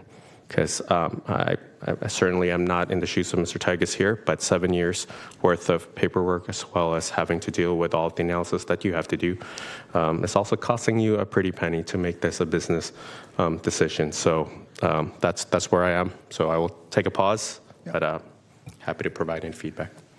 Council, could you remind me again, and I apologize, the applicant of any project is eligible to exceed the approved height with a petition to the Fed FCC. Is that correct? Well, no, the FCC rules allow them to do that. So I believe it was 20 feet or 10% of the tower, is what I recall. That's ministerial. So all they have to do is submit a building permit application. It wouldn't come back to you. Just goes through staff. Yeah. So if you were to approve a 55-foot tower, and it sounds like the applicant was okay with that, in theory, yes. Hypothetically, yes, they could come back in and they could tack on another. Well, what's 10% of, 10% or another 20 feet. Yeah. Got it. Okay, thank you very much. I appreciate that clarity. I'm sympathetic to the applicant. I know there's a lot of time and energy and resources that have been dedicated to this. I feel a greater sense of frustration with the county parks, just with the lack of information that I have to kind of work with. That a more appropriate site was not considered. I'm concerned about settings. We see these applications, these projects come through here, and I hate to see them getting butted up against residential areas, interrupting the line of sight. There's constant requests for deviations from height and separation, and I'm glad the board is looking to revisit the issue altogether. So I'm I guess as the vice chair, struggling with this one. So I'll entertain a motion or any other thoughts. And just a reminder, so you will need to adopt written findings, and I haven't prepared anything in advance of this, but I think I think the approval findings are in the staff report. If you were going to deny, you'd have to develop the written findings, explaining your justification for denying, explaining your reasons for denying the project. So maybe the clerk or planning can help if that's the route you go. Right. So that's just got to be part of the motion if that's the way you go. Yes. I'll make a motion that we go forward with the recommendation and approve the tower. Okay, we have a motion. Second. We have a second. Clerk, will you please call the roll?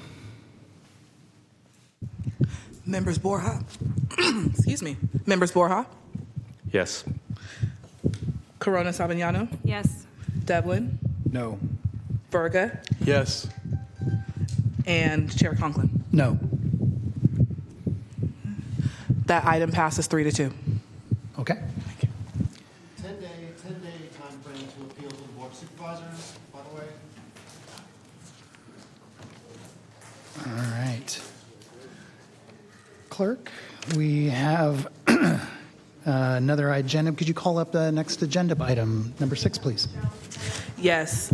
Item number 6 is DRCP 2022-0033, Developmental Plan Review and Design Review, located at the 7049 Florian Perkins Road in the South Sacramento community, and this environmental document is exempt. We have quiet in the chamber, please. Thank you. Staff, it is all yours. Thank you. Good evening, Planning Commission. My name is Austin Chan, Associate Planner and Lead Planner for this project. This is Alley Truck Storage at Florian Perkins. The project is located at 7049 Florian Perkins Road, near the corner of Florian Perkins Road and Florian Road in the South Sacramento community. The site is currently developed with a truck storage yard. The project is located in the Light Industrial Zoning District within the Florian and Florian Perkins Road Neighborhood Preservation Area, or NPA. Surrounding uses include a warehouse to the north, a contractor yard to the north and south, single-family residential to the south and west, a vacant parcel to the east, and truck storage to the west. There was a code enforcement case for truck parking without a development plan review, as required by the NPA. It has since been closed and activity has ceased. However, the approval of the requested entitlements would allow the truck parking to resume on the site. The request is for a development plan review to allow an 83-stall trucking parking lot within the Florian and Florian Perkins Road NPA, and a design review to determine substantial compliance with Sacramento countywide design guidelines. Here is the proposed site plan.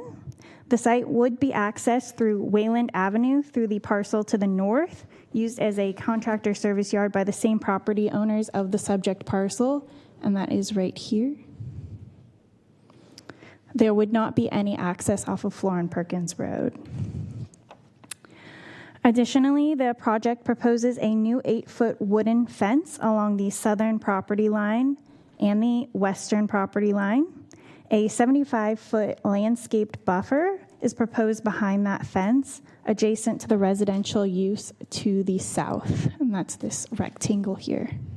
And this is required by the Florian Road and Florian Perkins NPA. Here is the proposed site plan. The landscape buffer includes 2 rows of trees spaced 30 feet on center and an additional row of shrubs for additional screening. A 6-foot-tall metal fence along Florian Perkins Road would be removed and replaced with the 8-foot-tall wooden fence behind a new 30-foot landscape planter with cobblestone, shrubbery, and 6 trees spaced 30 feet on center. The project went to the Design Review Advisory Committee on February 22nd, 2024, and recommends the Planning Commission find the project in substantial compliance with design guidelines.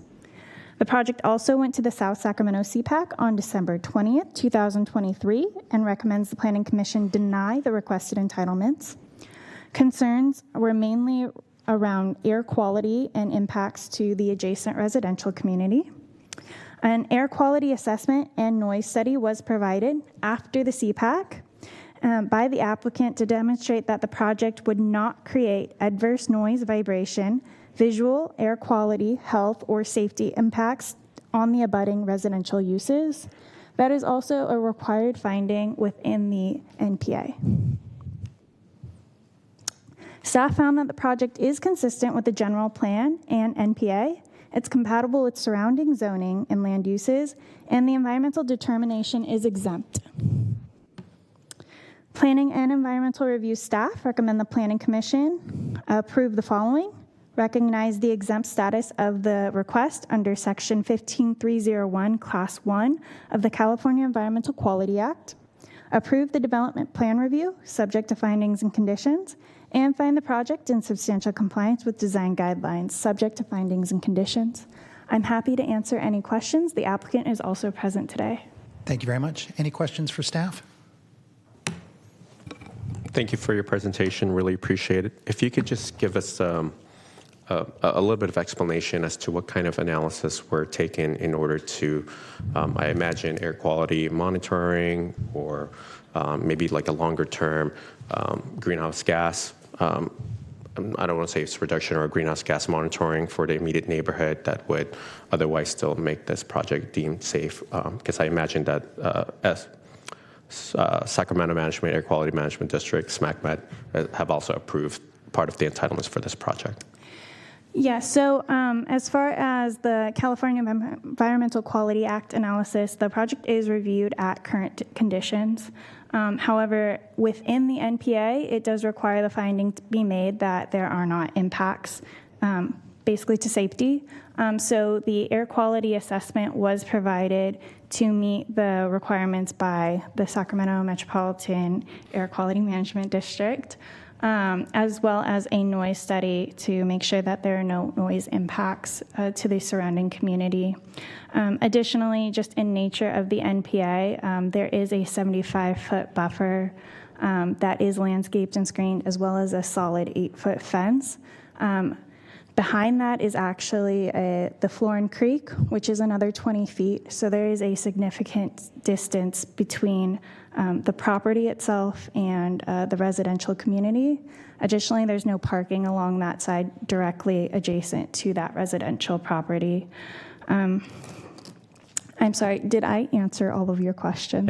I think so. Okay. Would it be a safe statement to say that if the surrounding neighborhood feel that too much truck traffic or for one reason or another creating unsafe or unhealthy airs in let's say low attainment days, for example, that they can still have a recourse to either coordinate with the county or coordinate with the air quality management district to hopefully force the project, or at least the project owners, to be in compliance on what they're being entitled to?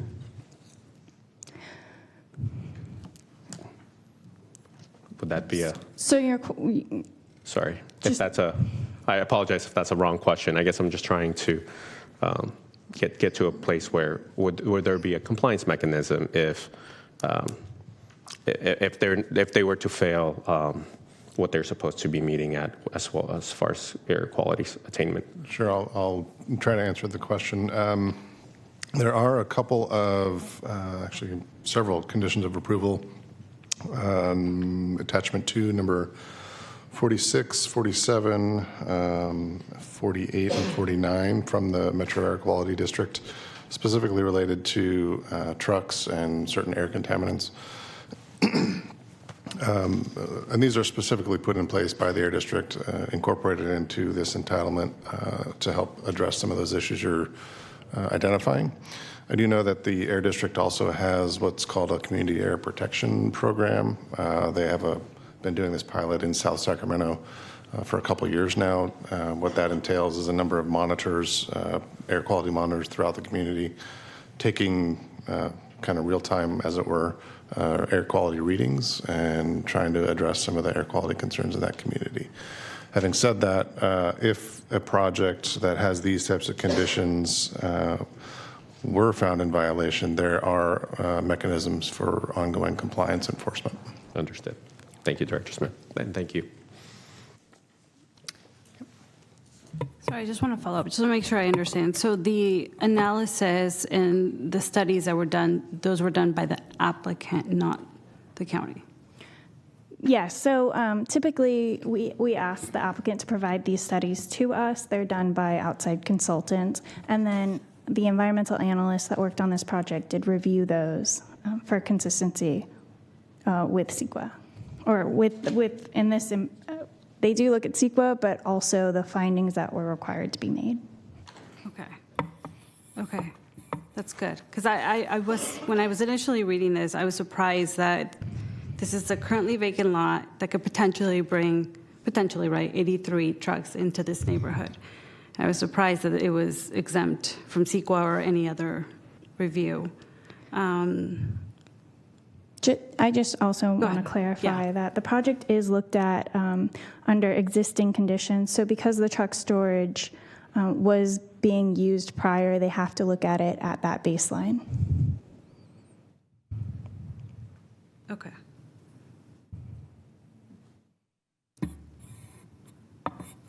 Let me think about that a little bit more. Is there any concerns or anything that the applicant had to do in terms of circulation, trucks going in and out, potentially areas where they should stay away from or anything like that? So the project is accessed through the north. It's not going through Florin Perkins Road where there is residential.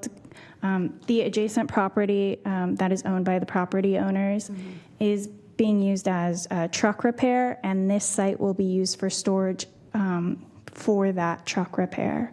So while they're being fixed, they may be stored there. So that circulation would be through those parcels. Thank you. I'm so sorry, just one quick question. Forgive me, but the staff report says that it's undeveloped and sporadically used as truck storage. But then now your baseline assumption is that it has always existed as a truck storage. How could that be the case? So are we just assuming already that your starting point is 83 full trucks? Yeah, so the site was being illegally operated without the development plan review.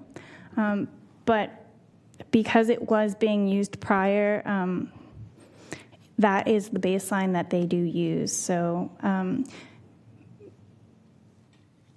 Julie can elaborate on this a little bit further. I'll elaborate. Good evening, Julie Newton, Environmental Coordinator with Planning. This is a little bit of an odd one. CEQA case law says that your baseline condition is your condition at time of application submittal. In this case, the exemption that was prepared for the project specifies that there's not a significant expansion of use based on current or past activities. So given the past activity on this parcel and the fact that they're not expanding significantly beyond that, we exempted it for CEQA purposes. That being said, Austin also mentioned where there was technical work done because we have an NPA in place over this property that states you need to demonstrate that there are certain findings that the project would not cause adverse effects. So the technical studies that were prepared are very much in line of what we would have asked for if we were doing a more robust CEQA analysis. So to that extent, they did do their homework to do the technical analysis to demonstrate that there would not be an adverse impact as it relates to air quality or noise. It's a bit of a conundrum. Thank you, Ms. Newton. It's because when we're taught, they tell us that it's going to be the as-built versus the not-built environment. So your not-built environment, assuming that it was not permitted to do one cause of action, we would then assume that it would be the opposite, where there were no illegal uses there. So maybe you can enlighten me. Were there any other, in the analysis, did they look at any other information that may have said if that area was not being illegally used as a truck parking, would that determination or that threshold would have had a different result? I'm just a little kind of perplexed as to, it's almost like we're just accepting the fact that that even though they were not supposed to have been using that for that specific use, that we should just take it as is, as the baseline. I think another point, Leanne Mueller with Planning, that we could offer you is that this is an M1 zoning district, which is an industrial zoning district at its base.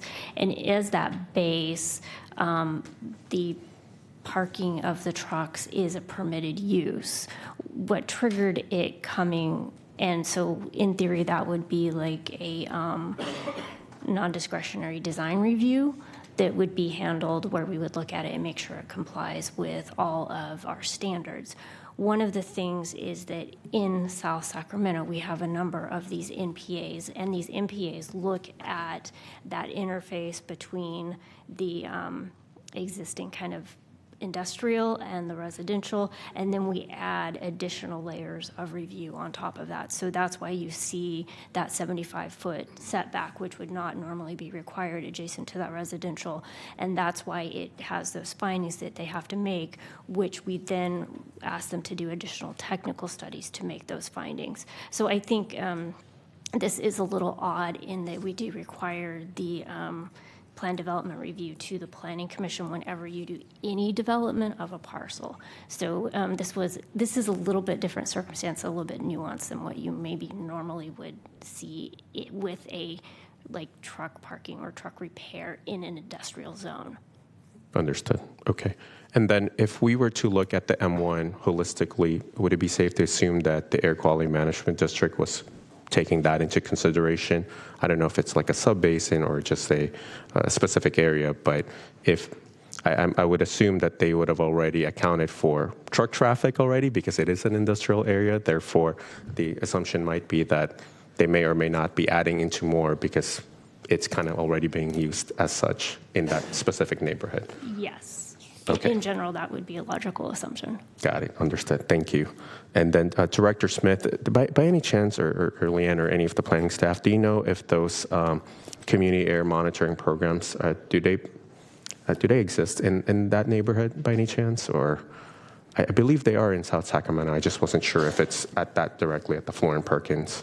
They are in South Sacramento. That is the one location where, or that community rather, is where the Air District has that program operating currently. Understood. I think it's, in my recollection, they're like an AB 617. Like yes, exactly.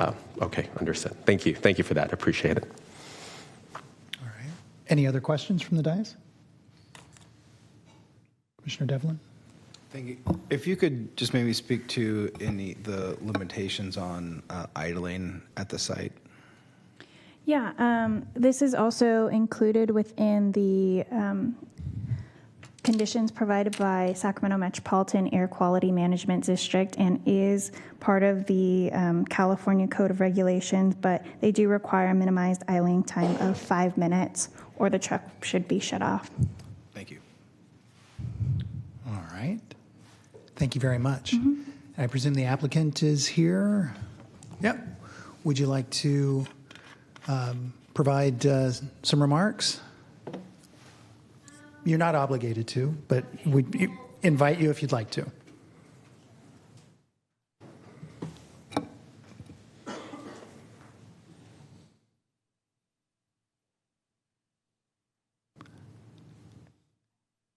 And we're going to just swear you in. Okay.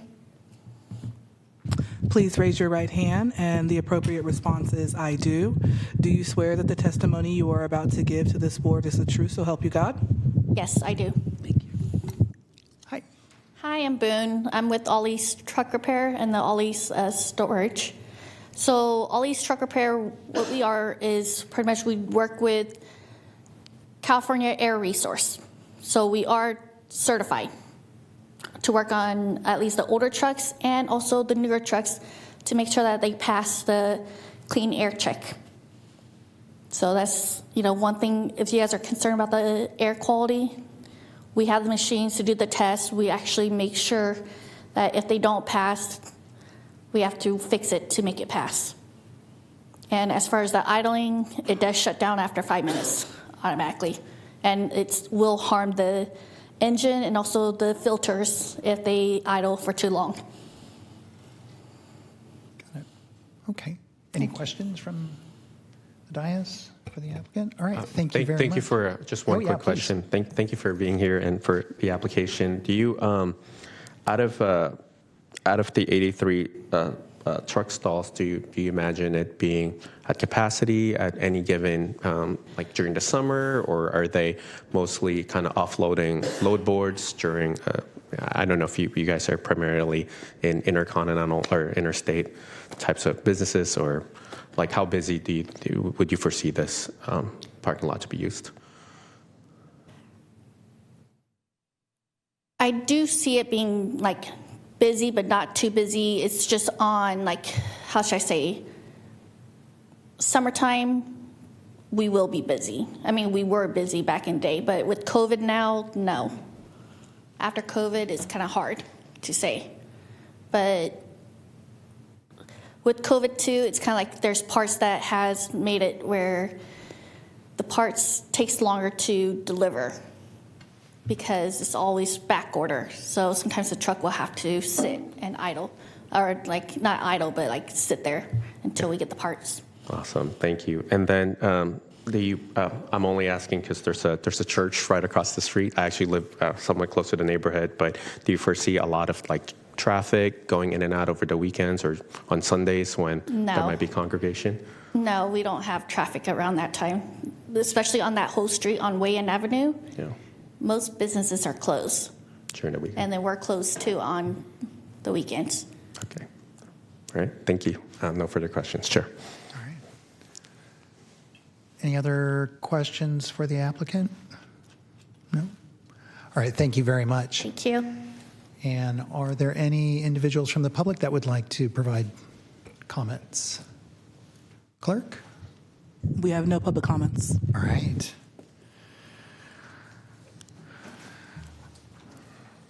Well, bring it back to the dais here. Chair? Yeah. I make a motion, we move number 6. Okay. I'm assuming that's to move the staff recommendation, sir, Member Verga, and I would like to second that. Okay, we have a motion and a second, Clerk. Could you please call the roll? Member Berga? Aye. Devlin? Aye. Corona Sabignano? No. Borja? Yes. And Chair Conklin? Yes. Okay, that item passes 4-1. All right. Moving right along to agenda item number 7. Clerk, will you please read?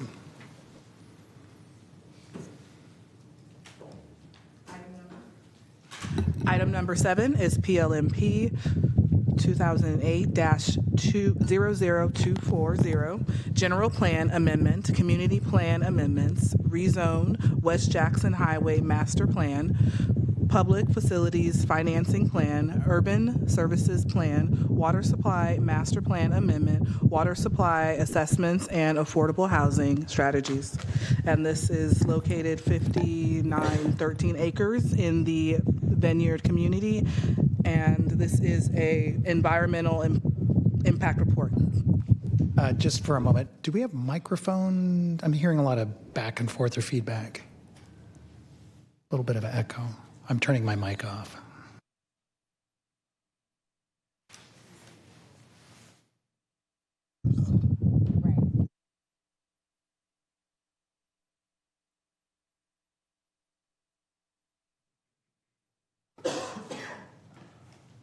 Mr. Chair, before we move forward on this, I just want to put out that I have gone through the tour given by the applicants here, virtual tour. Just want to be out front and clear about it. Thank you very much. And let's see, I too have taken a tour of the facility, so let that be known. Chair, I too have met with the applicants. I've also met with the applicant. As well as did I. It's unanimous. There we go. Staff, would you mind please give us your report, please? Commission, before we get started, I do want to note, obviously, Emma Carrico, too many Emmas, is going to give the presentation here. We do have staff from other technical disciplines in the audience. Should you have any questions related to transportation and water resources. So take it away, Emma. All right, thank you.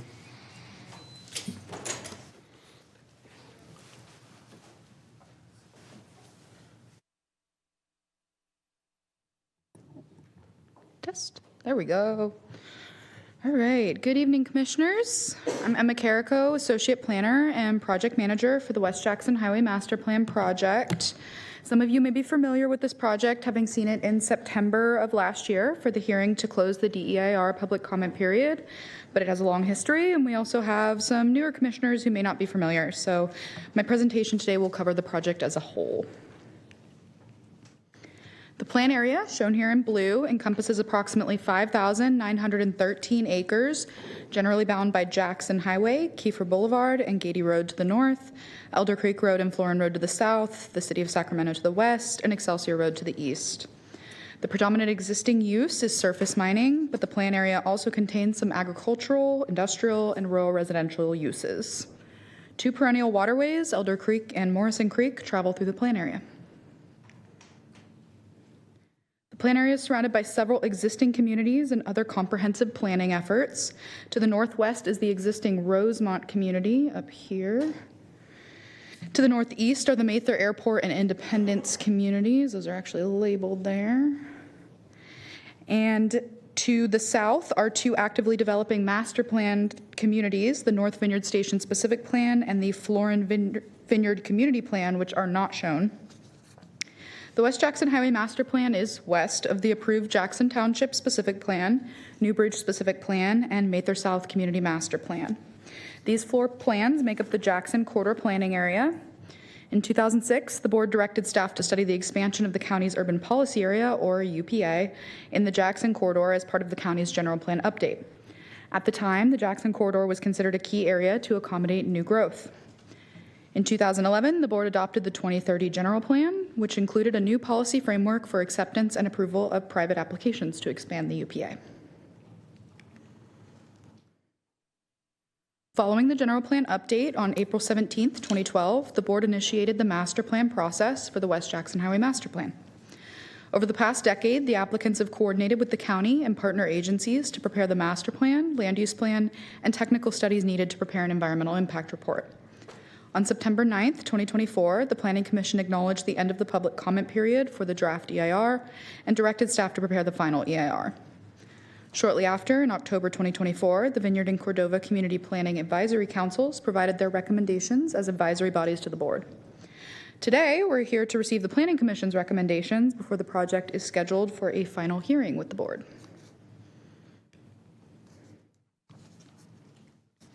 The primary purpose of the master plan is to transition the plan area from the existing patchwork of mining, industrial, and rural residential properties into a developed community with urban services. The master plan includes 15 guiding goals covering topics such as promoting health and wellness, creating community, promoting sustainable practices, encouraging alternative transportation options, reducing vehicle miles traveled, providing a variety of housing types, developing economic diversity, and accommodating existing land uses, to name just a few. The plan area is divided into 5 sub-areas consisting of 2 districts and 3 future planning areas, or FPAs. The primary purpose of the 2 districts is ease of identification for certain portions of the plan area during future project implementation. The district areas are defined by majority owner between the 2 applicants. Because some obligations for project implementation are different for each applicant, establishing districts by which applicant is the majority owner in the district area is helpful for future implementation. District 1, shown in green, consists of 3,487 acres, primarily controlled by Stonebridge properties. District 2, shown in blue, consists of 1,203 acres, primarily controlled by Granite Construction. The FPAs primarily consist of properties not controlled by either of the project applicants. These properties are included in the plan area to establish logical planning boundaries, consistent with General Plan Policy LU 119, which I will discuss further later in this presentation. To ensure adequate infrastructure planning, the FPAs have been allocated acreages of each land use. However, land uses have not been geographically cited within each FPA. The proposed master plan land use plan shows how each parcel in the plan area would be designated for different types of development. Residential designations, shown in yellow and orange, would allow a variety of housing types and densities ranging from 2 dwelling units per acre to 30 dwelling units per acre.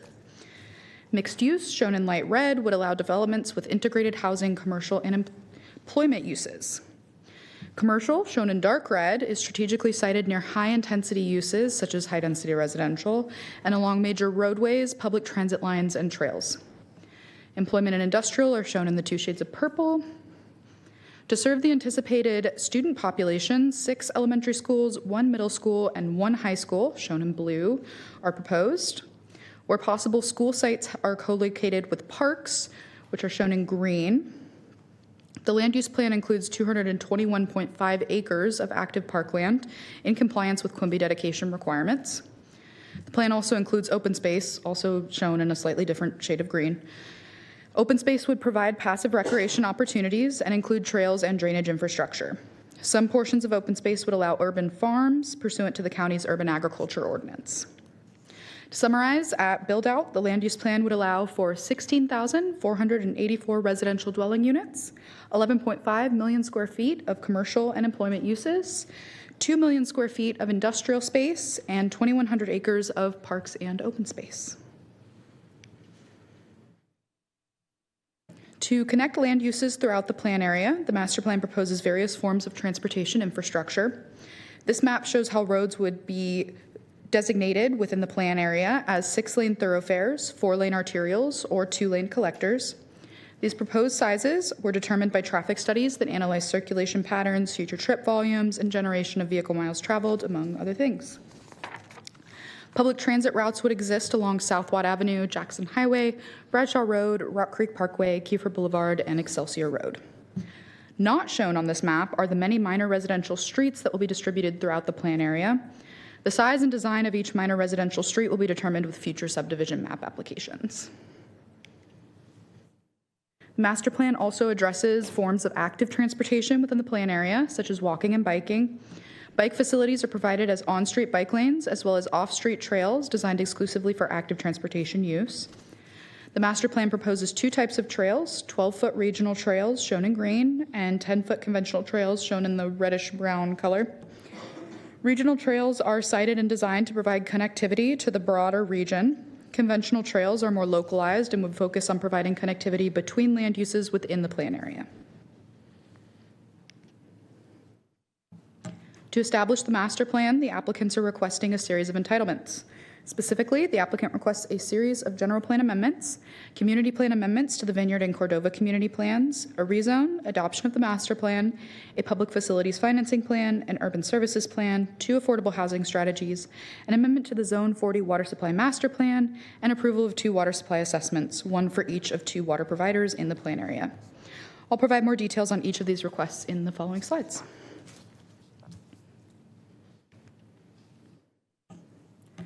The applicants request to amend the general plan by expanding the urban policy area to allow urban services within the West Jackson Highway Master Plan area. The UPA is the area within the county that is expected to receive urban levels of public infrastructure and services within the general plan's 25-year planning period. The existing boundaries of the UPA are shown on the left in red. Approximately 57 acres of the plan area are already within the UPA. The applicants request to expand the UPA to include the entire 5,913-acre plan area as shown on the right. In addition to expanding the UPA, the applicants request to amend the general plan land use diagram to establish new land use designations for all parcels within districts 1 and 2 to be vertically consistent with the proposed master plan land use designations. Additionally, a West Jackson Highway Master Plan overlay would be created and applied to parcels within the FPAs. This overlay will allow flexibility in how proposed land uses are sited within the FPAs. To appropriately designate roads within the plan area, the applicants request an amendment to the general plan transportation diagram, which designates size, capacity, and design characteristics of roadways within the county. The amendment would designate new roads and transit routes and redesignate existing roads within the plan area as shown on the right.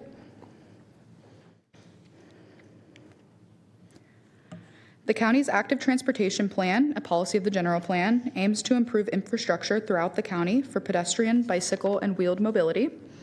When the active transportation plan was adopted in 2022, some active transportation infrastructure was anticipated in the plan area, but specific road and trail alignments were not yet identified. The applicants request an amendment to the active transportation plan to include the bicycle lanes, sidewalks, regional trails, and conventional trails as proposed by the master plan.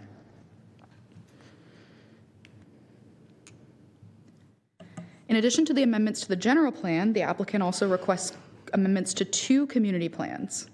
The master plan is partially within the Cordova and Vineyard community plans.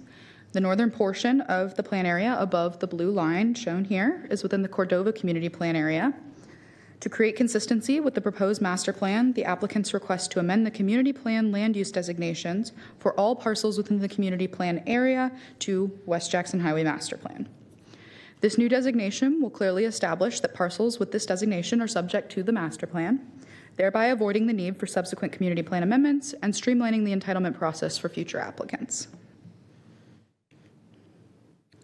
The southern portion of the plan area below the blue line is within the Vineyard Community Plan area. A similar amendment is proposed for the Vineyard Community Plan. However, because land uses have not been geographically cited within the FPAs, those parcels would retain their current community plan land use designations. You can see that for those FPA portions here. A West Jackson Highway Master Plan overlay would apply to those parcels to demonstrate that they are also subject to the master plan. While the majority of rezones will be proposed with future development applications, as a part of their current request, Granite Construction proposes to rezone 3 portions of property under their control, specifically the areas outlined in red, and they are a little small with this overall map, but they're about there, and then 1 property there, and a couple properties up there. The proposed rezones are consistent with the master plan land use plan and would prepare the applicable parcels to move forward with subdivision and development applications after the master plan is approved. As required by the general plan, the applicants have prepared a public facilities financing plan, or PFFP, and an urban services plan, or USP. The PFFP outlines the various funding mechanisms that will finance the construction and ongoing maintenance of backbone infrastructure, such as roadways, trails, water, and sewer. The USP discusses how urban and municipal services, such as fire protection, law enforcement, library services, and transit, will be funded and delivered. Consistent with the general plan policy LU 120, the USP demonstrates that proposed services and operations and maintenance costs are cost neutral to the county's general fund and existing ratepayers. Further, existing levels of municipal services will not be negatively impacted by approval and build out of the master plan.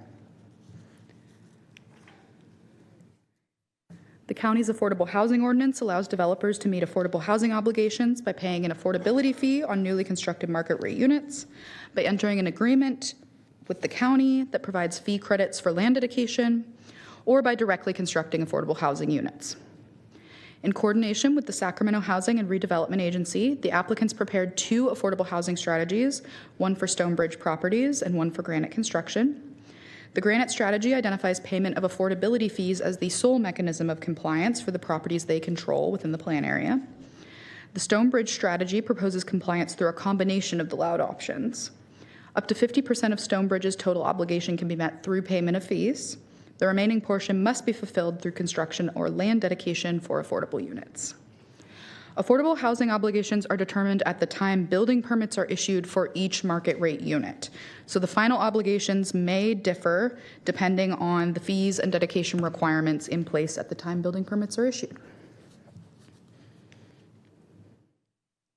The plan area is served by 2 water providers, California American Water Company in the north in green and Sacramento County Water Agency in the south in blue. Consistent with the California Water Code, 2 water supply assessments were prepared, 1 for each provider. The assessments demonstrate that the planned water supplies for both service providers are sufficient to meet the demands of the project, in addition to existing and projected water supply obligations over the next 20 years. In addition to the water supply assessment for SCWA, a water supply master plan amendment was prepared that assessed the condition of existing water supply infrastructure and the infrastructure expansion necessary to adequately serve future demand within SCWA's Zone 40. Chapter 11 of the master plan addresses administration and implementation. Existing uses would be permitted to continue everywhere in the plan area. In fact, new uses can be proposed that are consistent with existing zoning.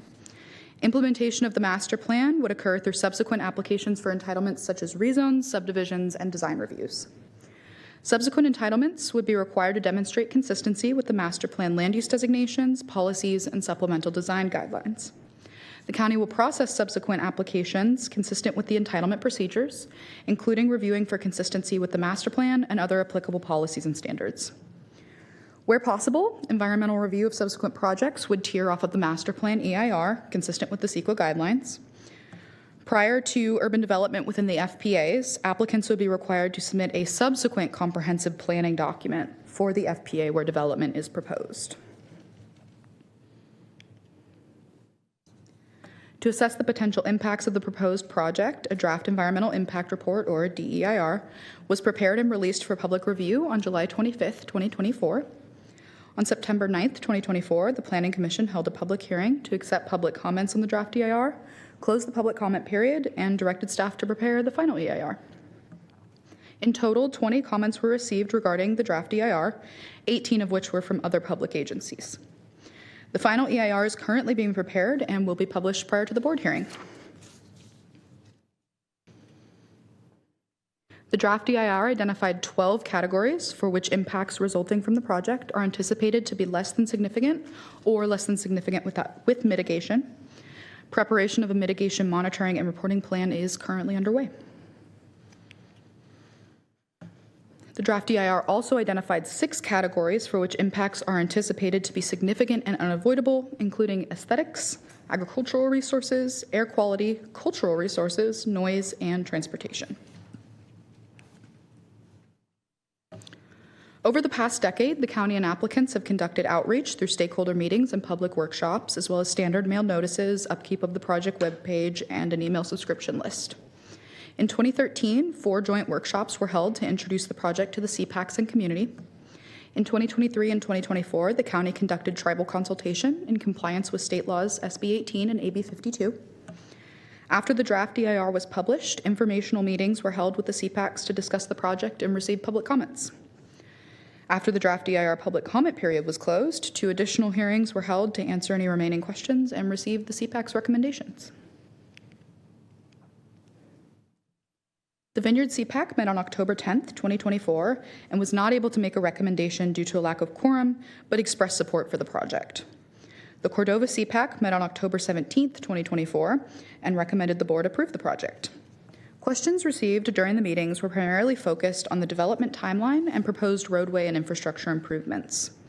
4 commenters expressed a formal position towards the project. 2 commenters in opposition expressed concerns about the potential rising cost of living as the plan area develops and felt that the project did not provide a sufficient variety of housing products. 2 commenters in support felt positively about the project creating a new community with urban services and improved roadways. There are several policies in the county's general plan that specifically relate to proposed master plan projects or projects seeking to expand the urban policy area. Over the next few slides, I'll be discussing the West Jackson Highway Master Plan's compliance with these policies. Land Use Element 119 requires development proposals seeking to expand the UPA to be accompanied by a master plan that includes a justification statement and outreach plan and consists of a contiguous set of parcels with a logical boundary, at least 25% of which must be adjacent to the existing UPA. The proposed master plan would apply to the entire project area and does include a justification statement and outreach plan. The boundary of the plan area constitutes a logical planning boundary, as 87% is adjacent to the existing UPA. It contains a contiguous set of parcels, and it aligns with surrounding communities. Land Use Policy 120 also applies to projects proposing to expand the UPA. It requires compliance with 10 performance criteria focused on connectivity, housing diversity, pedestrian and transit-oriented design, and jobs housing balance. The master plan meets all performance criteria, proposing a new community with diverse housing products and active transportation and transit infrastructure that is interconnected with surrounding communities. In addition to meeting the 10 performance criteria, LU 120 also requires projects to meet one of 2 alternative performance metrics. The West Jackson Highway Master Plan complies with Alternative 2, which requires the project to be planned and built in a manner that results in less than 14 vehicle miles traveled, or VMT, per resident per day. The applicants submitted a VMT analysis that demonstrates the project would result in 13.99 vehicle miles traveled per resident per day after mitigation. By meeting all performance criteria and Alternative 2, the project complies with Policy LU 120. Before I continue, it is worth noting that while the project did not meet Alternative 1, which requires a minimum score of 18 points for 5 criteria related to density and proximity to amenities, the project did score well in several categories, earning a total of 15 points. Noise element policy 3 prohibits new residential development within the 60 decibel contour at any airport or helipad within the county, unless the proposed development meets certain exceptions set forth in Table 4 of the noise element. As you can see in the figure on the right, a portion of the plan area is located within the 60 to 65 decibel contours of the Mather Airport. This area includes some proposed single-family residential. In compliance with Noise Policy 3, the applicants prepared a detailed noise contour mapping, identified construction techniques to reduce interior noise to a maximum of 45 decibels, and agreed upon a noise monitoring plan with the Department of Airports. A 4/5 vote by the board is still required in order to approve detached single-family residential uses within the 60 to 65 decibel contours. In 2024, the board adopted the county's Climate Action Plan. Greenhouse Gas Measure 17 of the Climate Action Plan requires development proposals seeking to amend the UPA to demonstrate carbon neutrality. The West Jackson Highway Master Plan complies with Measure 17 by requiring subsequent development projects within the plan area to contribute a fair share towards the project-wide GHG emissions reduction targets. The EIR goes into further detail on the elements of the project that help to achieve carbon neutrality, such as being an all-electric project, requiring energy-efficient buildings, and reducing vehicle miles traveled by increasing development density in the region. With the implementation of mitigation measures, the project will be carbon neutral. For all of the previously mentioned reasons, at this time, staff recommends that the Planning Commission approve a resolution recommending the board approve an amendment to the general plan. Additionally, staff recommends the Planning Commission make the following recommendations to the board. Determine that the environmental analysis presented in the draft environmental impact report is adequate and complete. Approve a resolution amending the general plan. Approve a resolution amending the Cordova Community Plan. Approve a resolution amending the Vineyard Community Plan. Adopt the zoning ordinance amendment to the Sacramento County Zoning Code for the adoption of the West Jackson Highway Master Plan, including a master plan land use diagram subject to the findings and conditions. Adopt an ordinance authorizing the rezone of several applicant-controlled properties from their existing zones to zones compatible with the proposed master plan. Adopt the Public Facilities Financing Plan. Adopt the Urban Services Plan. Adopt the Affordable Housing Strategies. Adopt the Zone 40 Water Supply Master Plan Amendment. Approve the water supply assessments. And adopt the Mitigation Monitoring and Reporting Program to be developed in advance of the board hearing. In attendance for the applicants tonight, we have Mike Isle, Director of Planning and Development for Stonebridge Properties, and Yasha Saber, Consulting Project Manager for Granite Construction, as well as a host of other awesome people who have contributed significantly to this project over the past few decades. They have prepared an additional presentation for you. We're also happy to take any questions you may have. Thank you. Thank you, Emma. Any questions for staff? No? All right, then we'll invite the applicant. Oh, wait. There's a couple questions. What? There's a couple questions. Sorry. Thank you for that presentation. I just want to, just one clarification. I think you said on the Tribal Cultural Resources Survey that was done, and it looks like there was no resources identified during the survey, but if something is identified in the future, tribes still have the opportunity to be consulted or survey the property? That's correct. Okay. Yeah. Okay, thank you. And then for the affordable housing strategy, I think in the staff report, it says that the Board of Supervisors is going to approve later.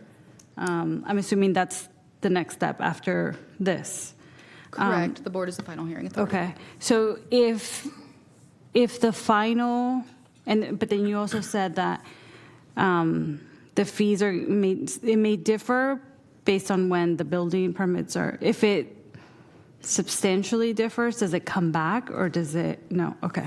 Nope. So, and maybe to provide some context to that, the board is the authority for changing the affordable housing requirements as well. So any change to the affordability fees or the land dedication requirements would be beholden to the board anyways. So, but yes, assuming that the project gets approved, then they would be subject to the affordability requirements in place at the time building permits are issued for each market rate unit. Okay, thank you. I have a couple of questions, and thank you so much to the planning team for sharing your time with us last week. Specifically on one of the attachments, the public financing facilities plan, I want to say it's attachment number 4. There's a number of assumptions there, and I appreciate, Ms. Carrasco, for you pointing out in your presentation that the whole endeavor is to make it to be cost neutral for the county.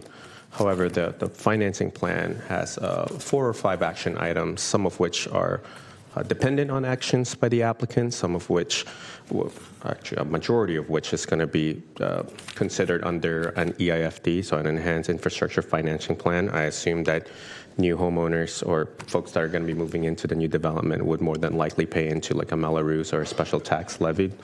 Can you please explain to us, in very layperson's terms, what would be the next steps for that financing plan to be either created? How can the county kind of continue with making sure that that is financially, like you mentioned, cost neutral to the county, and to what steps are there like specific thresholds? And I'm looking at maybe Department of Transportation with Cameron there. He's done an amazing job of presenting to us for North Vineyard Station Plan. But at what thresholds of payments and fees collected with the surrounding communities, perhaps?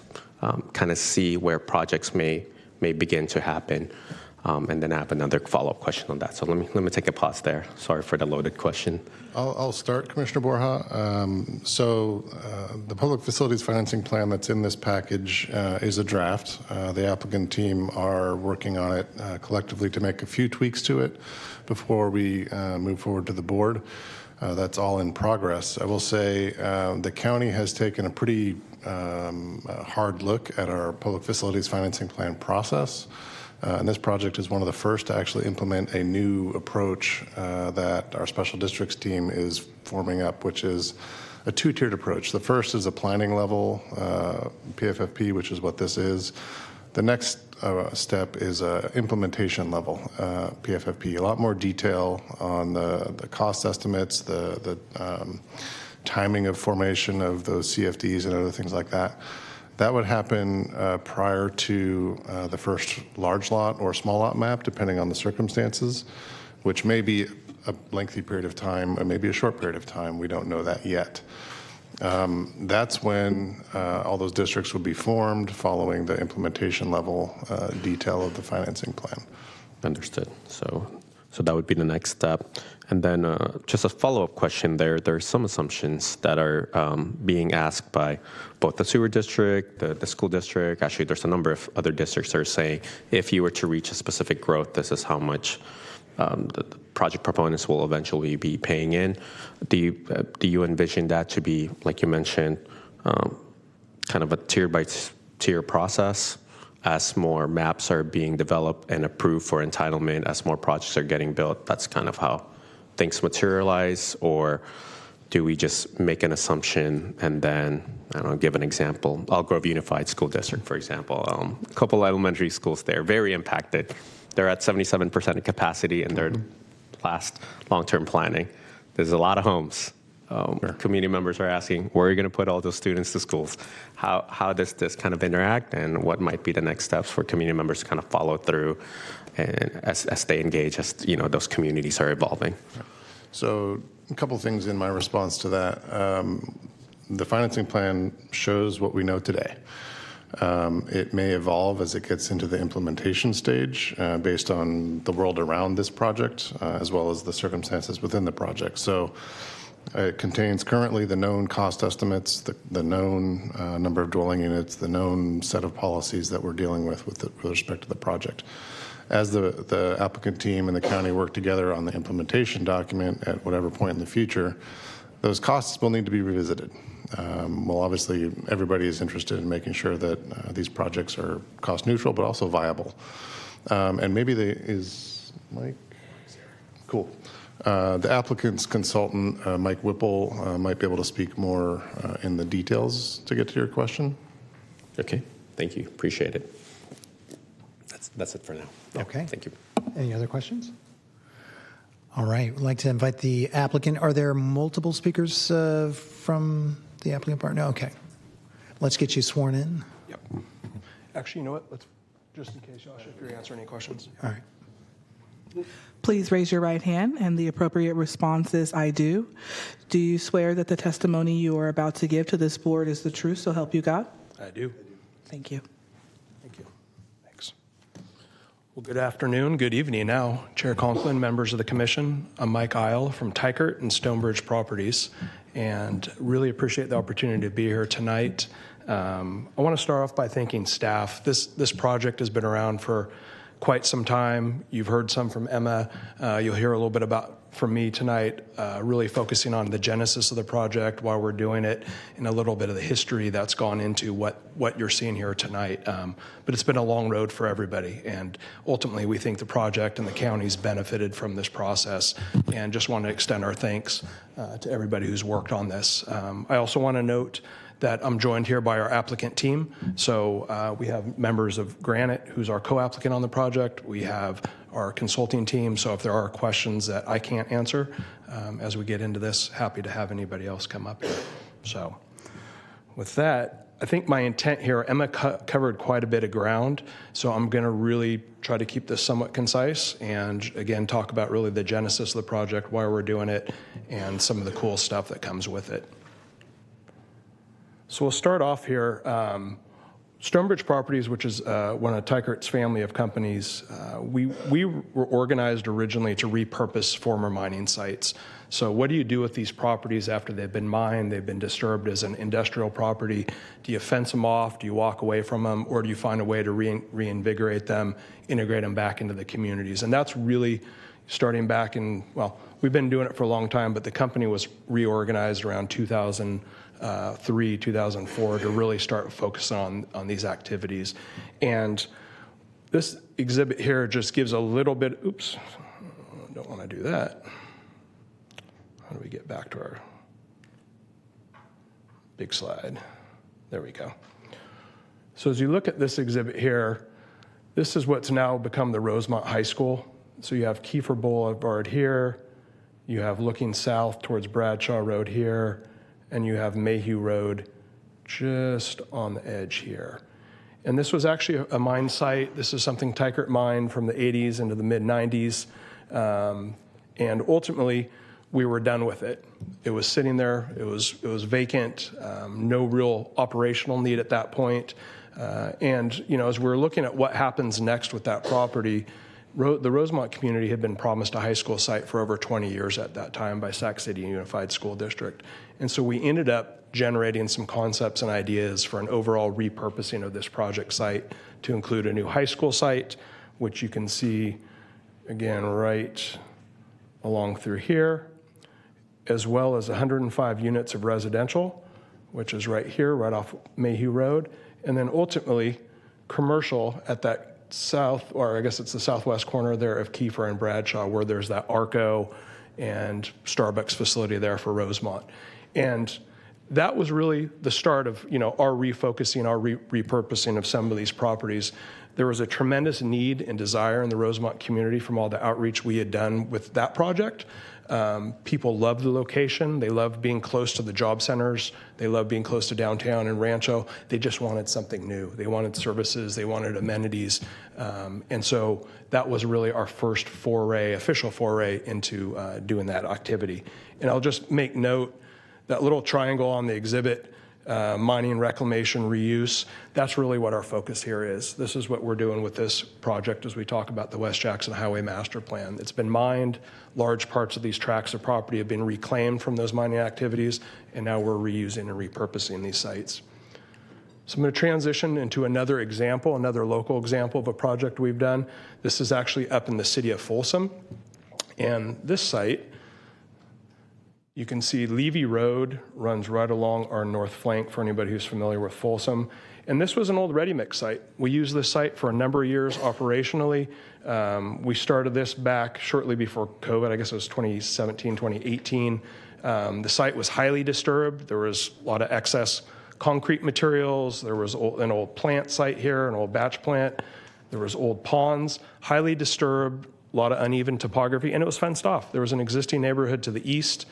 There was facilities there. People wanted to use the site. A lot of trespassing problems and vagrancy. And so, again, taking that idea of mining, reclamation, reuse, we redeveloped that. It's about a 10-acre, slightly smaller than 10-acre site into a number of home sites and some open space. So you can really take these properties that, with a little bit of imagination and a lot of community input, and create something really spectacular out of those. And that's what we're focused on. So as we transition, from those examples into what we're looking at today, this is a tremendous opportunity you have before you tonight. The property in yellow that we have highlighted here on this exhibit, that's the West Jackson Highway Master Plan area. So again, a little over 5,900 acres, comprised of multiple property ownerships, but it's smack dab in the center of Sacramento County. And we think this is a fantastic opportunity to reinvigorate that site. You have everybody driving by. You have people coming from Elk Grove on the south. You have Rancho, you have Slough House, those areas, Rancho Murrieta coming from the east. You have the existing Rosemont community to the northwest. This is a chance to really put our mark down on what smart growth and good development could be in this area. And you look, in terms of context, this exhibit highlights the job-rich environment that we're talking about. So the yellow circle, that's a 5-mile radius that's coming out from the master plan area, highlighted in purple. And you have over almost 250,000 jobs as of 2020 within a 5-mile radius here. So you have Rancho Cordova, Mather Airport, you have the Florin Fruit Ridge Industrial Area, UCD Med Center, Army Depot, et cetera. A ton of opportunity, a ton of employment in this area, which when we talk about in a few minutes, you'll see what that translates into is a project that can be carbon neutral. It can be a project that has very low vehicle miles traveled, and it can be a community that really reconnects those existing communities that we're located in. As I transition here, again, master plan context, you saw a slightly similar exhibit from Emma a few minutes ago. The area in white, again, that's the West Jackson Highway Master Plan. And this is just really highlighting what's existing and what's approved in that area. So if you look to our north, you have the Rosemont community existing. This is actually the site right there where the red dot is. That's where the Rosemont High School is for that first redevelopment project. You have the Florin Vineyard Gap project to the orange in the south, approved. You have North Vineyard Station in blue, approved and building. You have Jackson Township, approved, Newbridge, Mather South, and so on. So what this is a very significant infill reuse site. It's a donut hole, and for good reason. You could ask, why has that area been skipped over? Answer is pretty simple. It's been mined for a number of years. We've been out there since the 30s. And so deliberately, we didn't want urban development encroaching on those mining activities. The time has come to start transitioning those. There's still mining occurring. There's still some operational concerns out there in terms of our interest for granite and Tykert, but there are properties that are freeing up and properties that we can put back together and start rebuilding those sites. And so that's really the purpose of that exhibit here. We mentioned kind of the ownership structure, applicant structure of the project area. This exhibit shows really the two applicants for the project. Blue is Tykert, Stonebridge Properties Tykert, and green is Granite. This project started earlier on with Tykert and Granite were doing their own thing, looking at different options for what they do for these properties. Ultimately, we came together through both discussions amongst ourselves, but really credit to the county for initiating and actively pushing us towards some comprehensive planning. So we put those properties together. And then as we started doing that, so you have the Tykert with 3,000 acres, Granite with a little over 1,000 acres, what happens to those properties in between? So you see these gaps in here, if I can use this pointer, in some different pockets here. So off Fruit Ridge Road here, off Elder Creek Road here, and off Excelsior Road over here. And so as we put the Tykert and Granite properties together, the county said, well, heck, let's make some more comprehensive praline boundaries, round these out to some major roadways, and that was the genesis of the West Jackson Highway Plan. So it went from 3,000 acres originally with Tykert, another 1,000 acres with Granite, and then ultimately 5,900 acres with bringing in some of the trucking yards, some of the ag-res properties, some of the rural vacant ag-res and agricultural properties as well. So ultimately, that's the genesis of the plan you see in terms of the plan area boundaries here. terms of project origins, you've heard this kind of mentioned from Emma and myself, long history. Honestly, I've been working on this personally for over 20 years, just from some of the very early outreach. We talked about the Rosemont High School and the development that occurred along there. That was finished in 2004, and right around that time, we started moving on to this property for our holdings. What happens here? What would make sense? Who's interested in what? Lots of meetings with SACOG, with Sacramento County, with the city of Sacramento, with the Rosemont community. And that really was the genesis of this project. But a long time coming, a lot of input's gone into this. So we started, over 20 years ago. Pre-application was submitted in 2009, strictly for the Teichert properties. And the purpose of that was to elicit a response. What's working here? What do we need to focus on? Work through issues. And that ultimately evolved to Teichert Granite and some of those other properties for the overall plan area. Getting submitted as a full project in 2013. And from that point, it's been lots of outreach. There's been several notices of preparation issued, lots of revisions to the project, even going up to, a month ago, some minor tweaks before this thing came to you. So what you're seeing tonight is a project that's benefited heavily from a tremendous amount of input from everyone involved. And it's better for it. Hate to acknowledge that, but it's true. I mean, with all that time and effort, it is a better project for it. In terms of the project features itself, just a couple things to note. Because you have this long stretch of property, various topographies, some of the properties are mine, some of them are not. How do you organize those? How do you make that a cohesive plan area? So really the idea here is, as we note on this Parkway corridor, you have running from South Watt Avenue east out to Bradshaw Road, this long east-west Parkway corridor. That's Class 1 trails, that's a vehicle lane of traffic each way, and that's an open space corridor that has drainage and recreation alongside it. And so along that corridor, what you do is you start organizing, give people a reason to use it, right? You have trails, you have transit alignments on there. So you put multifamily in orange, you have parks in green, elementary schools in blue, parks again, mixed use, community park, elementary school, commercial, residential, high school, middle school site, et cetera. You give people a reason to utilize that corridor. And you link that east-west, and you do the same thing north-south along this extension of Vineyard Road, ultimately the Douglas Boulevard. So you have parks, schools, purple's the employment, so that's light industrial and office. More parks, elementary schools, mixed use, residential. Give people a reason to be on those corridors, use those corridors. So that's a major feature of the plan area. What we think is really cool as well is we've also located 3 urban farm sites. So where you see that little black disc with the NB, the New Brighton, on the Teichert properties, what we've elected to do is use some of those open space areas for conjunctive use. So you have drainage, you have other uses in there, but you also have urban farms. So opportunities for fresh local produce, opportunities for residents to subscribe to that produce program through their homeowners fees, and really deliver that to the interior of that community. So the Yolo Causeway is maybe not the perfect example, but you have an area where there is farming, where there's drainage, where there's other uses going on.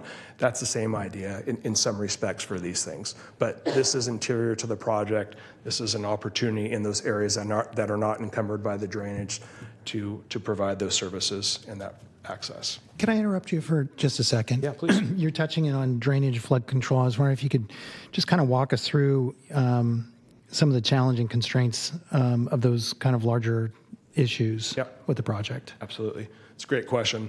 So because of the mining, you do have the topographical differences with the project area, and you also have 2 creek systems that run through the project area. So you have Morrison Creek that starts on Excelsior Road and works its way through the project corridor here, back down to Hedge.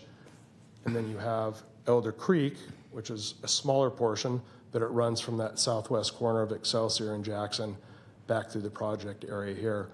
So this has been a topic for years in terms of the project, how we build this thing, how we make it an amenity, how do we embrace those creek systems and the drainage systems through here. And ultimately what we've done is chosen to embrace it with a lot of help from Sacramento County Department of Water Resources. The idea here is to take that creek system on Morrison Creek. And so again, starting up here at Excelsior, you take the system, it goes into the project area. There's a weir, an existing weir that'll be improved. So I should probably note as part of this answer, there's existing rudimentary facilities that have been constructed as part of the mining, and then there's going to be ultimate facilities built with the project to a higher, greater standard, that brings some additional benefits. But through that system, you have a weir system here that ultimately Mather drain comes off Mather, hits Morrison Creek here, and there will be a large detention basin here that pulls water off from large storm events. So Morrison Creek pulls a significant amount of water from upstream, from Rancho Cordova and upstream through the project area, and then it works its way downstream into the city of Sacramento. This system's designed ultimately there's some pretty large, we think, regional benefit to this. It takes those large storm events off, it flows into that detention basin. Storm passes, significantly lower water levels downstream to Sacramento County and ultimately city of Sacramento. And then once that storm is over, or that series of storms is over, there's a pump station that pumps that water back in to the creek system. So you allow the safe water to flow back down there. And that water, you don't want that water, or at least the way it's been designed, you don't want it to stay as a lake or a large amount of water for a long period of time, because we are next to Mather Airport at that location. So there's bird airstrike. So there's that dynamic between bird airstrike and flood safety through there. So that's a system that's been designed. Significant benefits, both upstream and downstream on the project site and beyond. Additionally, beyond that larger system, there's going to be improvements to the creek system, so Morrison Creek, to any levees, embankments, trail systems built. Actually, you see the trail system that runs up through Morrison Creek as well. So you're creating an open space and recreational amenity as well through that drainage system. Does that answer, Chair Conklin? That's great. Thank you. Fantastic. So beyond that system, beyond the trails, the long central organizing features in the farms, we also have a very extensive transit and trail system. And this exhibit, a little hard to read, but what it's trying to show is this has been comprehensively planned. This is actually layering on both our proposed our proposed transit system, as well as what's been approved for the other projects on the Jackson Highway corridor. So in that dashed orange line, and again, everything's trying to get towards the Manlove station there for light rail. That's the ultimate destination. Dash line runs down South Watt, picks up along our Parkway corridor, again, following those nodes, those uses along the Parkway corridor, goes back up through the commercial, dodges back down Bradshaw Road to the high school, middle school site, and then makes its way back up to that Vineyard extension and back out through the project, circulates back through there. So that's the dash lines for the West Jackson project. This is also showing the red dotted line, that's Jackson Township. The blue line is regional transit, and then green is Newbridge. So you have quite an extensive transit system that's circulating along Jackson Highway and throughout this project site. And again, the idea is to tie those projects into Watt Avenue, into that corridor along Kiefer, ultimately to the Manlove Station light rail location at that facility. And I should note that the project is ultimately, this contributes to transit. You're going to have that question, what is transit? Are we talking about a bus? Are we talking about fixed light rail? It's going to evolve, and I think all these projects recognize that, so there will be financial support for transit. It could start off as a shuttle system. It could evolve into a lot more, but we recognize transit's going to change and evolve over these years. This is a long-term build-out for this project, but the important thing is to get that financial support, recognize that transit's important to this project area. And the trail system as well. This is an older exhibit. The trail system's actually more extensive than what this shows, but what I like about this exhibit, it shows, again, when we talk about this comprehensive planning that's gone on along the Jackson Highway corridor. And again, kudos to your staff here. There's been a very concerted effort for all these projects, Jackson Township, West Jackson Highway, Newbridge, Mather South, to focus on the trail, the transit, the transportation-related improvements along this corridor. And so this exhibit is highlighting a series of Class 1 trails. Green are the slightly larger ones, the 12-foot paved. I'm sorry, yeah, green are the 12-foot, red are the 10-foot, but they're all Class 1 trails. And, you know, the idea here is to have a feeder system that goes up along through the Morrison Creek system, that runs through the Rock Creek Parkway, which is that system we talked about a little while ago, which runs up the Vineyard Road extension, and ultimately tying in to Kiefer Boulevard.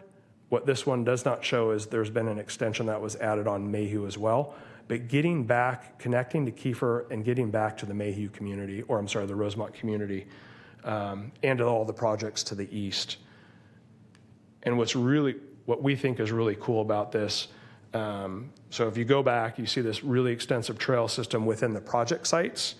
What we've recognized is there's a tremendous opportunity here, not only to add new trails, but to tie into this fabulous circulation system that Sacramento County already has.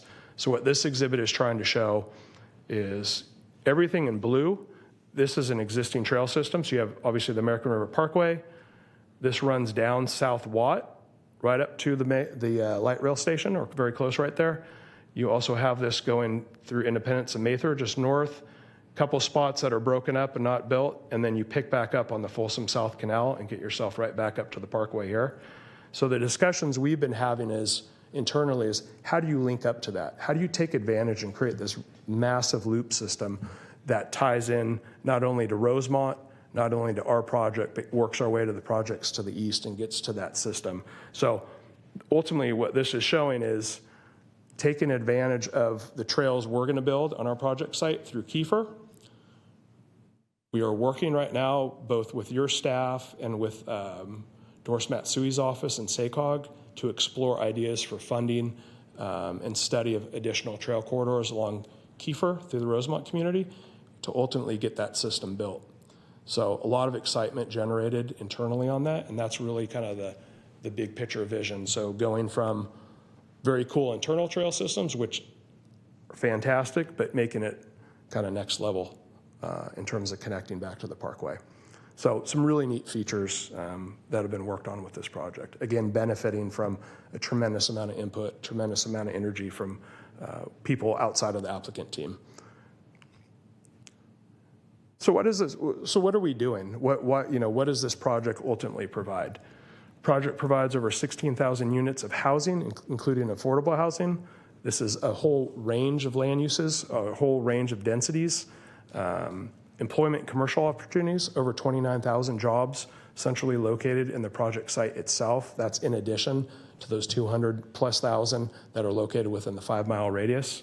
Greenhouse gas reduction, because the project utilizes smart growth, transit, trails, alternative modes of travel, we see significant GHG reduction. Emma mentioned that, being a carbon neutral project. Wellness and recreational opportunities, 3 urban farms. I think we're at 26 miles of Class 1 trails at our last count as part of the project site itself, and over 2,100 acres of open space and recreation out of the 5,900 acres. And going back to the beginning, reuse of industrial lands.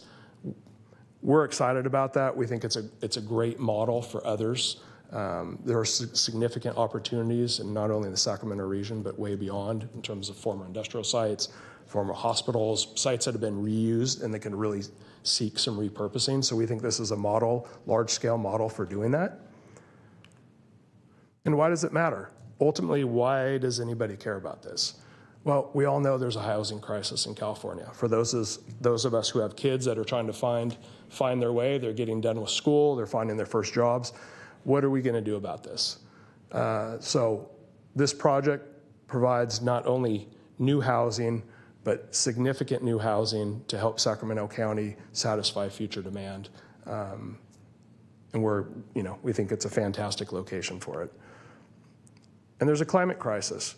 Project, again, mentioned, or layering on what Emma mentioned, this project's net zero. Also benefits the county by reducing adjacent projects' vehicle mile traveled by 3. So if you go back to those earlier exhibits, the context maps with the projects that are east and south of us, because of the job-rich nature and the location of our land uses, we actually help the projects next to us. We drop their vehicle miles traveled by over 3, just based on the mixture of land uses that we have in here. And going back to Chair Conklin's question on drainage and flood control, in addition to helping in reducing these contributors to climate change, the project also provides significant drainage and flood control by providing that on-site system for detention and reducing those flows on Morrison Creek. Ultimately, we think becomes a regional benefit as well. And I will stop talking now and conclude my remarks. Hopefully I didn't drag that on too long, but I appreciate the time to be up here. We're excited to bring this project to you, and applicant team is available for any questions. Thank you very much. Do we have any questions for the applicant? I can start. Thank you so much for a very detailed presentation and for the time. 20 years, wow, it's quite a long time. So when you're talking about the world has changed since then. Hard to believe. I was probably like 10 at the time, right? Oh, that's right. Yeah, right. Yeah. They got you in underage labor. I'm so sorry. Hope you can get them back. But in all seriousness, I really appreciate the having to walk us through the level of complexity. First question that came to mind, you mentioned that this is going to be a long-term build-out for the project. Well, we're not looking at crystal ball here, but if you were to look at the next steps, obviously the Board of Supervisors, the next step here, it seems like you're still pending certain federal permits or permits from other bodies. Yep. Or governmental bodies, but what would be the next steps, and when would you start kind of piecemealing? Because I'm sure, or maybe I understand that there's going to be parts of the project that would eventually go first, yep, and et cetera. So, good question. Our plan scheduled for the board May 20th, and shortly thereafter. I mean, I think what we have to do next. Granite's has a rezone for their property. Tykert's going to go back. We'll rezone. We would be back in front of you for a rezone for portions of our property. Concurrent with that, we also have to collectively, both Granite and Tykert, do an implementation plan for the finance plan. So Todd and Emma mentioned, kind of what's that next level of detail for implementing, the financial part of the project. That's what has to happen. So you're going to see us again not long from now with the rezone, with implementation plan, which is kind of that final level of detail, and hopefully tentative maps, at least for our first phase. I don't know, can't speak on Granite's end, but for Tykert, our plan always is, and what we tend to be is the master developer. So we will design the sites, we will build all the horizontal infrastructure, all the great community amenities, and then work with vertical builders, in a lot of cases, home builders, to do that last bit. So, but we're a kind of a long-term master developer. So tentative maps would be one of our next steps. Understood. Well. Thank you for that. I was just looking at one of the attachments, quite a number of pages actually. There's one about the conditions, about 283 pages, about 200 or so conditions, mostly coming from other sister government agencies and bodies. Would it be safe to assume that you and your team are all copacetic or okay with those conditions? Yes, we're in agreement with the conditions. Understood. Thank you. My next question, sir, is sorry, Vice Chair. Sorry, Chair, if I'm taking a lot of time. I'm just down the street from this development, so my boss at home would kill me if I don't ask the hard questions. But parks and schools, if you could just enlighten us about the coordination. A lot of our community members. I spoke with the new EGUSD trustee this morning, Heidi Moore. Our schools are very impacted. We're adding, like you mentioned, about 16,000 more homes. You can assume that percentage of that would be going to our public school system. What's the plan there? What's the coordination looking like? And how are we going to get there from your, kind of that vision that you guys have in your presentation? Yeah, that's been a big piece of this project. We've worked with, so I guess I'll start. There's 2 school districts on the project site, Elk Grove Unified and Sac City. Sac City is a very limited piece, a very small piece. So the bulk of the project's in Elk Grove Unified. So we've worked with their facilities team really since early on in terms of siting locations, size of schools, ultimately where those things need to be. So very extensive outreach and work with the school district on that end of things. Kim Williams, when she was around with the facilities group, I think she was with the project from day one. So very extensive input on their part. So the land use plan that you see as part of the project approvals, that site's been blessed by Elk Grove Unified. Park districts, two different park districts, because again, a large project site, you have Cordova and Southgate, and the same as well. A lot of outreach, a lot of extensive work with both park districts as well in terms of size of parks, classification of parks, where those need to be, what's proper siting criteria for those as well. So a lot has gone into ultimately where those are seen today. Understood. Thank you. And just about after you go in for tentative parcel maps and let's just say entitlements go through after that and you're ready to build in the next X amounts or so of months or years, what would be the most immediate impacts to the surrounding neighborhoods there? Would it be a lower lateral interceptor from the sewer district? Would it be the widening of the roads on Jackson Highway? Would it be breaking ground on some of your development properties? What would be the most immediate if Sacramento Bee or ABC 10 were to say, neighborhood of Elder Creek or District 5 at Supervisor Hume's area, that your transportation or your livelihood would be impacted? What might that be? Standing here today for the Ticardone properties, we're anticipating being out near Jackson and Excelsior for an early phase. So you would see work on Jackson Highway. You would see the extension of the sewer interceptor from Bradshaw Road, and you would see work near kind of that common interface between Jackson Township and our project along Excelsior Road. So road improvements, probably some of that first phase trail construction, and that extension of the sewer infrastructure. Understood. And then hopefully houses and all the other amenities, development or mixed use will be built after that once those utilities come through. Absolutely. All right, cool. Thank you. Other questions at this time, Chair? Pass it back to you. Any other questions? Well, thank you very much. I appreciate it. I think that concludes questions from the dais. We're going to open it up for any public comments. Any public comments, Clerk? We have none. Okay. Well, then we will bring it back to the dais. Anybody want to kick it off? I can start, Chair Sure. Conklin. I think it's no easy feat to be here right now. I think it's quite a number of years and a number of coordination, and I would invite the public who's interested about this project to just even look at the 200 or so conditions that the project proponents would have to meet in order to even just build a piece of housing here. And I think that I just want to say thanks to the staff and the project proponents for making this happen and really pushing the project to evolve for what it is now. I think that our policies have been different from the early 2000s to what we are now, and I appreciate that the project applicants were open to evolve and grow with the project as things are moving forward. And I do recognize that there are still some challenge and hurdles ahead.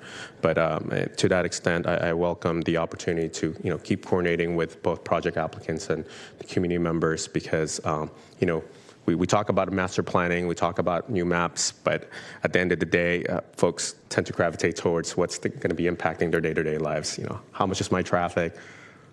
How much are my bills going to be? Are my property taxes going to go up? Or am I going to be living in a household where I can hear the airplanes, even though the Mayfair Air Force show was phenomenal, by the way? Or even to say if my bills are going to be going up. So I think those are really valid questions. But again, I just appreciate the rest of the team for working through this and just making themselves available for questions, and really do hope that we can consider smart planning like this that really brings together different policies and balancing all the things that we need, whether it's environment, economy, or equity. And I think those are, at least from my perspective, this project attempts to hit all three. Thank you. I would just like to note that my lack of questions, I think, for staff or the applicant is not a absence of study. To the contrary, I think I've spent more time evaluating this project between briefing with staff and reading through what was a lot of documents, whether it be the staff report or all of the environmental documents, as well as meeting with the project applicant. I probably spent more time on this project than any other perhaps single project that I've been a part of that decision process. And I guess the conclusion that I've come to is that this really appears to be a once in a generation maybe type project where we get to consider a project that has so many residential units attached to it that's not really greenfill.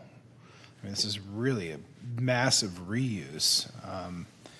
And I think that staff has done a very good job on this project, going through and dotting all the I's and crossing all the T's, recognizing that it is still at a, bit of a, 5,000 foot level project, and there's more detail to come.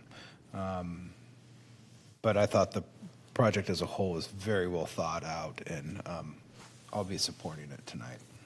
Thank you. Chairman, I'd like just to say thank you, being the new commissioner. Thank you very much to the staff. They're spending the time with me, walking me through, and the horde of documents that comes with this process, and the ability to look at it at a 5,000 foot level versus granular, because I grew up in that general area, so I remember going down those roads, still do to this day, matter of fact. But staff made it much, much simpler for me to understand, figure out the impacts, and also allowed me not to have to ask a whole bunch of questions that, they were able to answer to me originally without having to bring them up in here. So kudos to the staff who did something like this. And kudos to the applicant, because they obviously had worked a lot with staff, because they didn't say anything to me that contradicted or went sideways compared to what the staff had said. And usually you don't find that happen too often when the applicant doesn't go down the road and throw something in that, or not throw something in that staff do. So as a new commissioner, I wanted to thank you very much. My question is, does this take a motion to move it through, or does it automatically go through on its own? It's a motion to make a recommendation, so it's not a final action by the commission. Just a motion to make a recommendation? Okay.